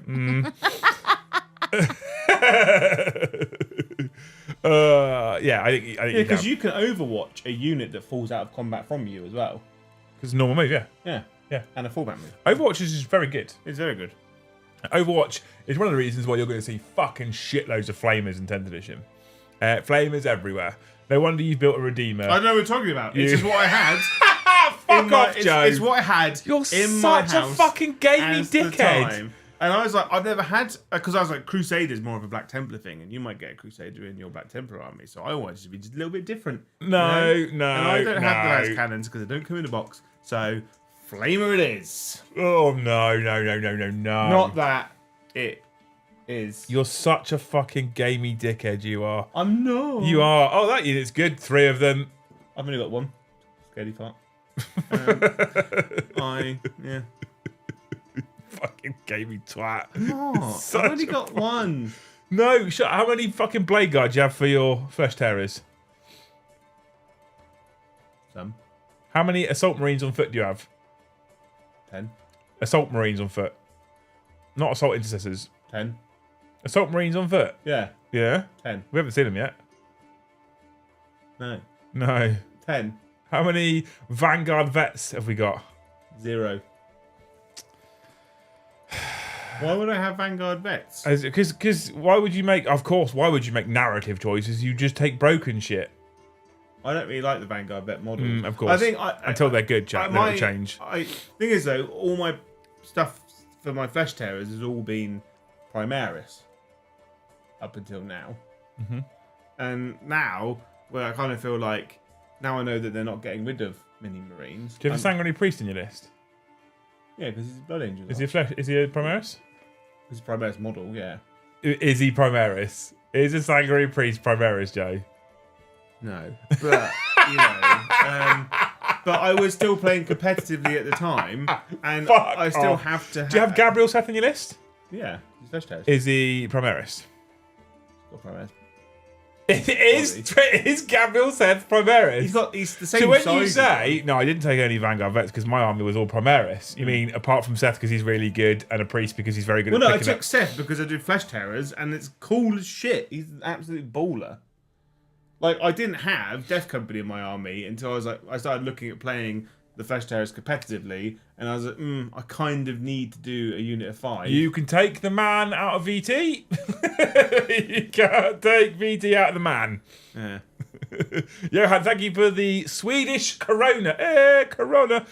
Would it be a really mean joke if I downgraded my membership from Jarl to Skald just to hear Joe go, Johan, thank you for the before then upgrading to Skald? I don't know if he would. I don't think it shows up as a downgrade. To be fair, no. But thank you so much, man, for the 100 Swedish krona. Although I don't know what that money is in real world. But meh. Yeah, I kind of want to do a drop pod army. Just Death Company drop pods. Well, what keywords do we think drop pods are going to have? Infantry, monster, I've not potato. played 40k in years because I don't like how the turn sequence works. I get bored waiting for my turn to come back around. Does Temp do anything to increase engagement while you are waiting? Alex, thanks for the 10, man, you're a legend. I think there is more interaction in your opponent's turn in 10th than we've seen in any other previous version of 40k. Yeah, because Overwatch isn't locked to one phase anymore. There's a lot of stratagems that happen in your opponent's turn. And now fighting priority is in the defending player's favour. So if you've got units that have fight first, you fight before enemy charging units. Yeah, I think I depending on what you compare it to, mate, I don't know if it is as interactive as some of the games. Like, I don't know if I would say that Heresy, for example, has more or less with its reactions. But I think it's definitely better than it's ever been before. Yeah, the thing is, there's lots of units, like the Termagants have shown it. I know the Lieutenant in the Space Marine one is like when an enemy unit finishes a move within 9, then you get to move away or in any direction. So you're still doing stuff in your opponent's phase with your own. Yeah, there's some really cool little rules and stuff there, and the way that things like Heroic Intervention work, the way that Overwatch works, a lot less restrictive and therefore a lot more interactive. So I think it's better, right? Anyway. Drop pods are either going to have transport keyword or dedicated transport keyword. They have the transport keyword, you can only take 3. They have dedicated transport, you can only take 6. It's not unlimited anymore. It's not like old days of dedicated transport, so you can take as many dedicated transports as you've got units. That's gone. I could take a Dreadnought drop pod. No, I can't. Get over it, Joe, okay? It's happened. It's a thing. Get over it. I could take... What's the Storm Raven? Then carry... That's a flying Land Raider that carries a Dreadnought. James Hobbs, you know what would be good for a drop pod army? Dreadclaws and Dreadnought drop pod. Oh, wait. It's too soon. On that note, I think we've run out of questions, Joe. Yeah. And I have got to be up early in the morning because I'm going to go to London. Yeah. London. I know War Hipsters messaged me to find out if I'll be online when I get home. You should go to bed and rest those weary eyes, so you actually get to paint some World Eaters, not your own flesh tearers. I've painted all my, but I haven't actually. But I said that I do 2 weeks of it. I have a whiteboard up there that you said I could do it in whatever order I wanted to. I did. That's correct. Yeah. Right. And was a lieutenant on foot up on that board? I did him out of work hours. Fuck off. I was painting him last night, actually. I may have started building him in my lunchtime. Oh, you're such a knob. Was he on the board though, Joe? Was he? No, he wasn't on the board. The flesh tear stuff's all rubbed out now. Yeah, of course he was on there. Okay, hang on. Let's clarify. The flesh terror stuff's all rubbed out now. Yeah. We're saying this live on stream, Joe, right now. The flesh terror stuff is all rubbed out. So there's no more flesh terrors for you to paint right now. You've just said the flesh terror stuff on the board that you've written for things to paint is now all rubbed out. In my work hours, yes. in my own time, I could do whatever I want. I don't care what you do, Joe, was the sentence, but I inevitably end up just doing work stuff anyway because I end up using it. What I can do is the Chaos Space Marines and then Votan and then the World Eaters afterwards. Yeah, Joe, we can. Yeah, just got home from the game store, and according to the meeting, he had and sustain hits don't stack correct. Keywords aren't carried over incorrect. Not sure if it got addressed. Derek, I'm afraid he's only got half of that right. Bombardment. Can we get? I might have to get Joe to record bombardment on my microphone and then just replace my explosion when a super chat comes in. Yeah. And when a $10 super chat comes in, it's just gonna go bombardment every time it comes in. Is that how you say it? It's a clip from The Simpsons. Are you allowed to show YouTube videos from The Simpsons? Probably can, but I'm not going to. Can you do it, Joe? Basically, there's an episode of The Simpsons where they've got a PE teacher who's obsessed with dodgeball. And he calls it bombardment. And he's literally just throwing these balls at these kids. Oh, yeah. Rubber balls. I remember when I used to think The Simpsons was amazing. Bombardment. Oh, she doesn't do it right. Yeah. Thank you so much, Michael, for the 10. She doesn't do it right, though. Maybe if you capital all of it. But I don't think she changed. Like, there's an exclamation mark there. I don't think she screams. I think at this point she just gets bored. Amy just gets bored of talking about Warhammer. She gets very sultry. She ends up sounding like Luce after 2.5 hours of Warhammer chat. Yeah. Bombardment. Bombardment. Bombardment.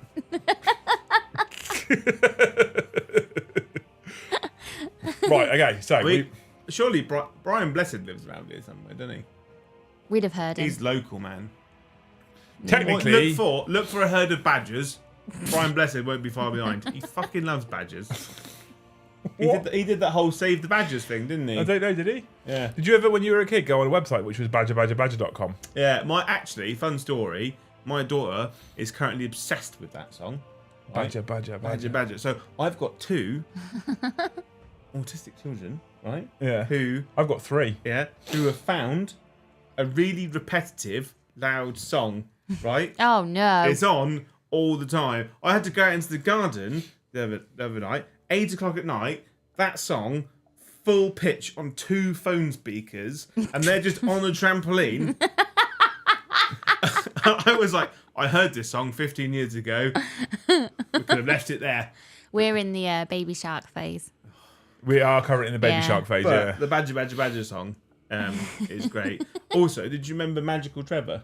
Yeah, Magical Trevor was amazing. Who? Magical Trevor. It's on weeblestuff.com. Yeah, What are these websites? Oh my god! Right, chat. We're gonna go. This is probably gonna get me copyright strikes right now. Yeah. What's the this? tricks that he does Badger and Weeble. Weeble stuff. Do you remember there was an old butter advert about 2 eggs? Like hello. No. Oh. What was the butter called? I don't know. Oh, I think it's changed quite a lot. Just YouTube video. There's a great song about chutney. Excuse me, are you in line for complaining? No, I'm in the queue for chutney. Yeah, it didn't funny as it sounded in my head. Oh well. Checked Google. 100 Swedish krona is about £7, according to Google. So here's about 14 more to make up for the bad joke. The bad joke was amazing. Don't you worry about it. I don't know if I can find it on YouTube, Joe. DF says Brian Blessed is a fully qualified astronaut. Is he? He is. Is he? He is. He helped Flash Gordon save the universe. Can't do that without being a fully trained astronaut. Have you seen this? Oh my god. There you go. This is the one you must have seen, Luce. Have you seen this? Hang on, I'm not even screen sharing right now. This is the channel. This is their channel advert. Now this is almost definitely going to earn me a copyright strike, chat, which means I'm now going to make 0 money from ad revenue on this stream, which means I'm going to be down like a whole £1.70, right? So someone could cover that in the super chat. This was huge when we were kids. I can't believe you haven't seen this, Luce. Have you seen this? Or this? Look at my horse is amazing. What about this, Fly Honey? Narwhals swimming in the ocean. Well, I've got hot news for you. All these lovely things are over on the Mr. Weeble channel, and it's all competently run by me, Mr. Weeble. There's new animated series and songs every week. Things like this. Be sure to read their entire report with a thirsty brain.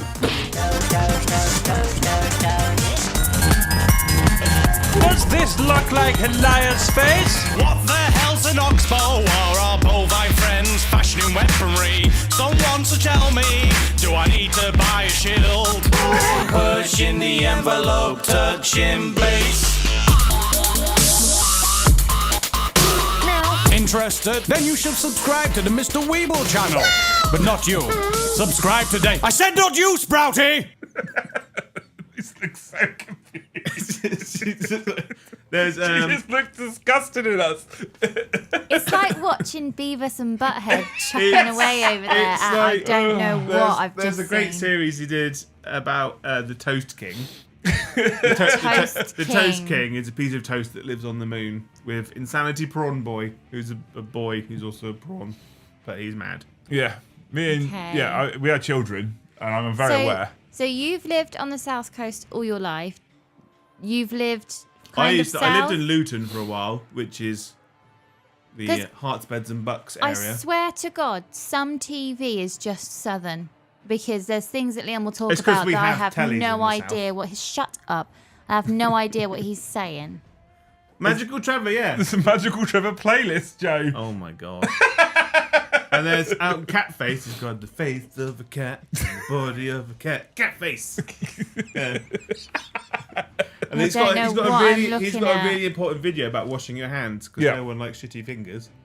Is that the song Pretty much. for children? She's looking at us. This is She's not for looking at us in children. disgust. But this is not for children, Luce. Yeah. This is for adults. Okay. Very serious. Okay. Yeah. There's Catface there. Look, 44 videos about Catface. Oh, I've got no idea what you two are see giggling at. if they've got the first Magical Trevor one. Oh no! I need to hang on. Was let me this just. was this a TV show or was it a YouTube thing? This is this Oh, was like, okay. I yeah. didn't watch YouTube. Is this the first one? Until- Episode 1. This is episode 1 of Magical Trevor. Right. Okay, Lise. Get ready for your Magical Trevor education. Okay. This is magical. This is fucking 100% copyright strike now because we're gonna play full Magical Trevor. Ready? Everyone loves Magical Trevor because the tricks that he does are ever so clever. Look at him now, disappearing the cow.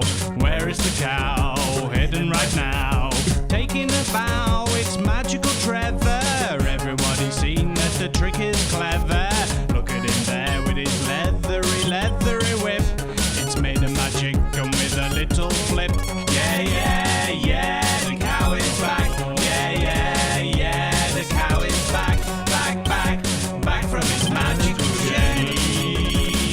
What did he see in the parallel dimension?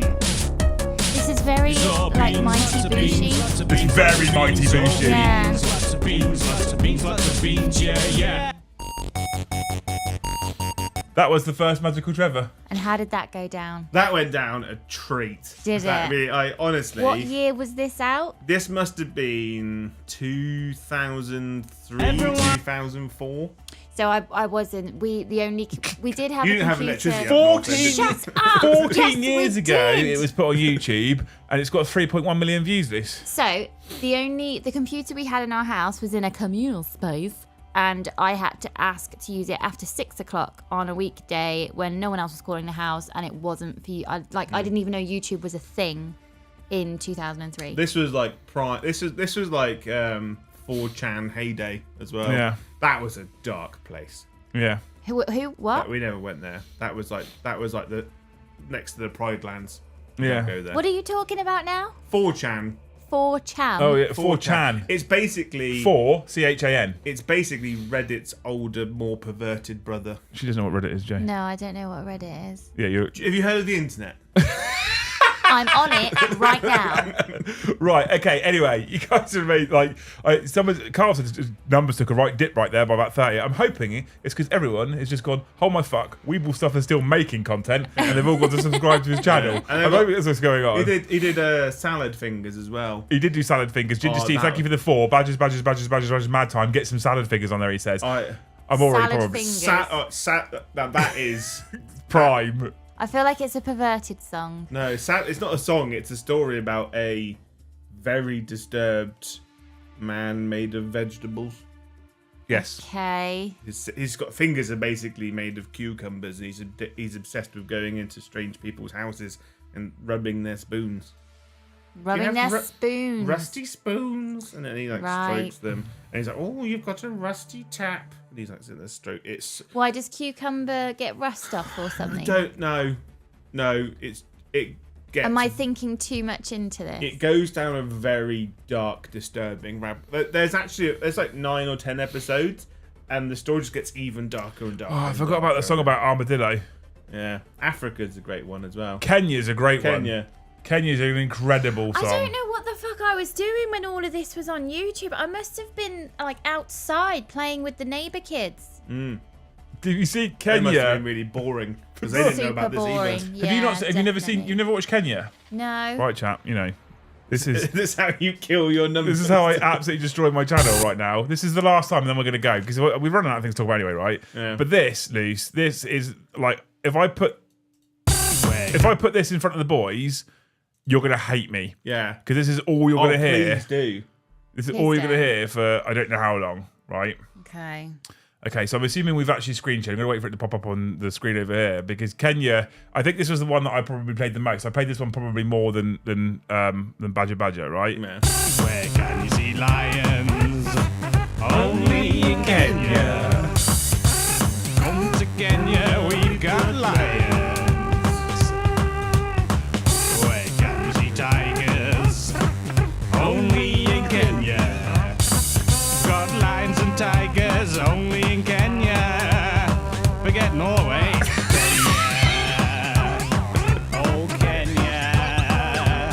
Where the giraffes are. And the zebra. Kenya. Kenya, Kenya, Kenya. Kenya. This is fucking face is Going to giving. Kenya. Can you believe it? Everyone loves. Can you A believe free it? snorkel with every visit. Yeah. Forget Norway. That was my favourite line in any song for years. For literally years. We have Sorry, Jack. lived very different We childhoods. have, yeah. Although me and Joe just get closer every day. Yeah. That's what happens. It's not even a bromance anymore. I think I'm I'm, the gonna mistress. forget Pornhub tonight. Weeble stuff. Yeah. I thought Weeble Stuff was a website a bit like Shein, but it was like Shein? like however For you selling say secondhand it. clothes. Bloody hell, however you say it. I thought it was like little knick-knacky bits like fridge magnets and stuff. The way you made it sound. He probably sells fridge magnets and stickers. We have probably also just introduced some people to this stuff for the Yeah. first time ever, and I reckon you're not the only person, Joe, visiting Weeble Stuff tonight on YouTube. Yeah, mate, it's hours and hours. There's a great song about marmalade. Insanity prawn. The toast. Warning, heads up, we've detected copyright audio and video in your stream. Your streaming may be temporarily blocked. The Toast King was my favourite. And he was. But it was all about Insanity Prawn Boy, Yeah. who really annoys him and bugs him.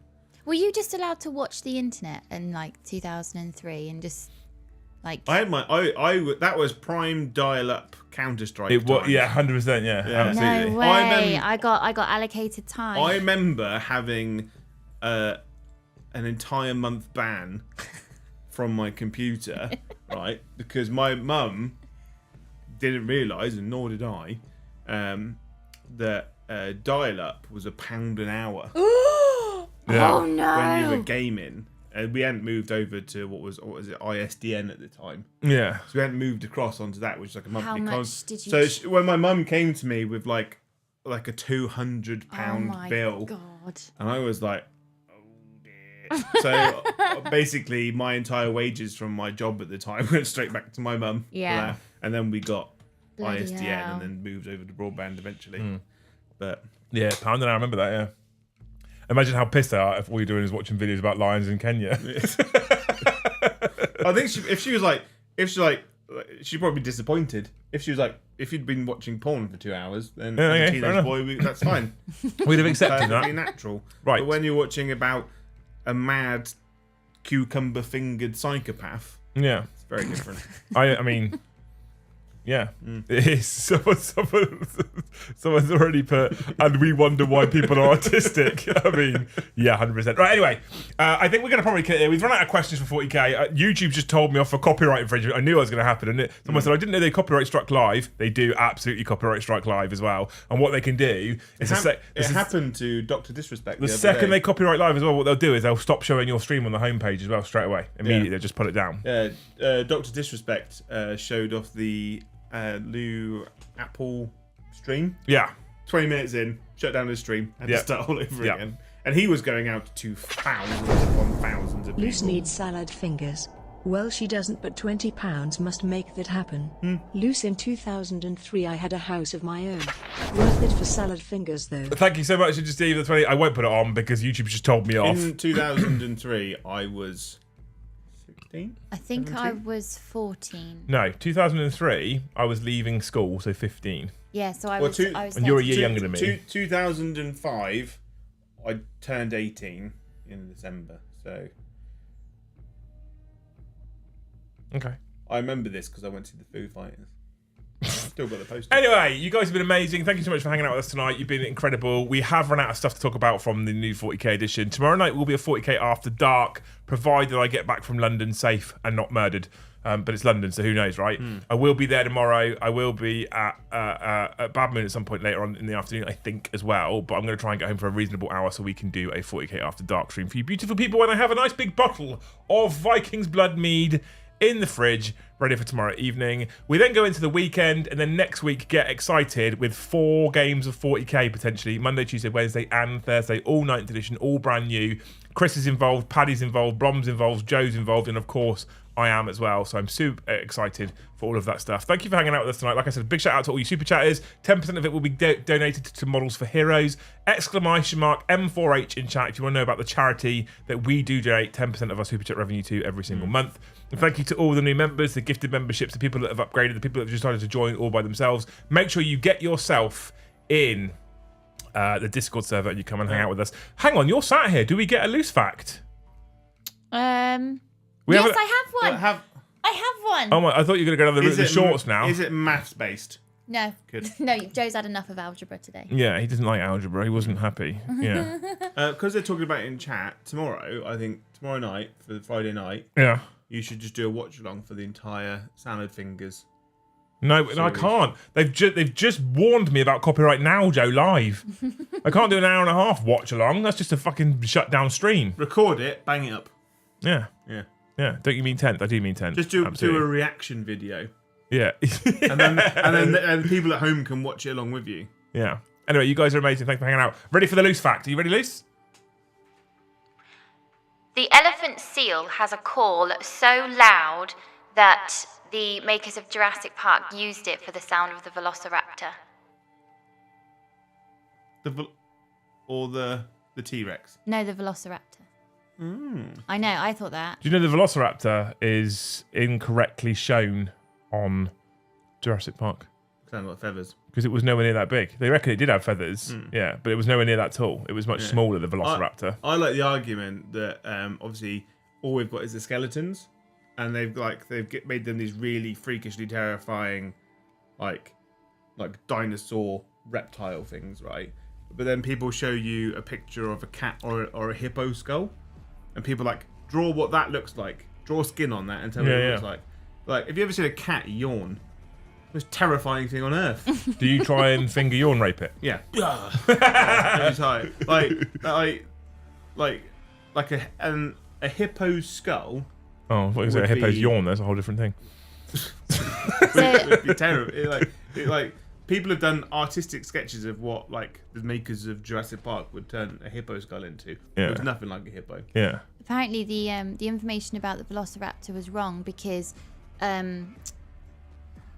what's it called? What's the job you do when you do dinosaur bones? Paleontology. So paleontologists had just found new bones, literally as Jurassic Park was being released, that put all of their Velociraptors. Well, the design, what they went with the talk on Jurassic Park was the fact that like when they made the dinosaurs for Jurassic Park, they're like more scary, more teeth. No, so the Velociraptor as a concept was actually the skeleton they used to design the concept for that particular creature in Jurassic Park was found during them filming Jurassic Park.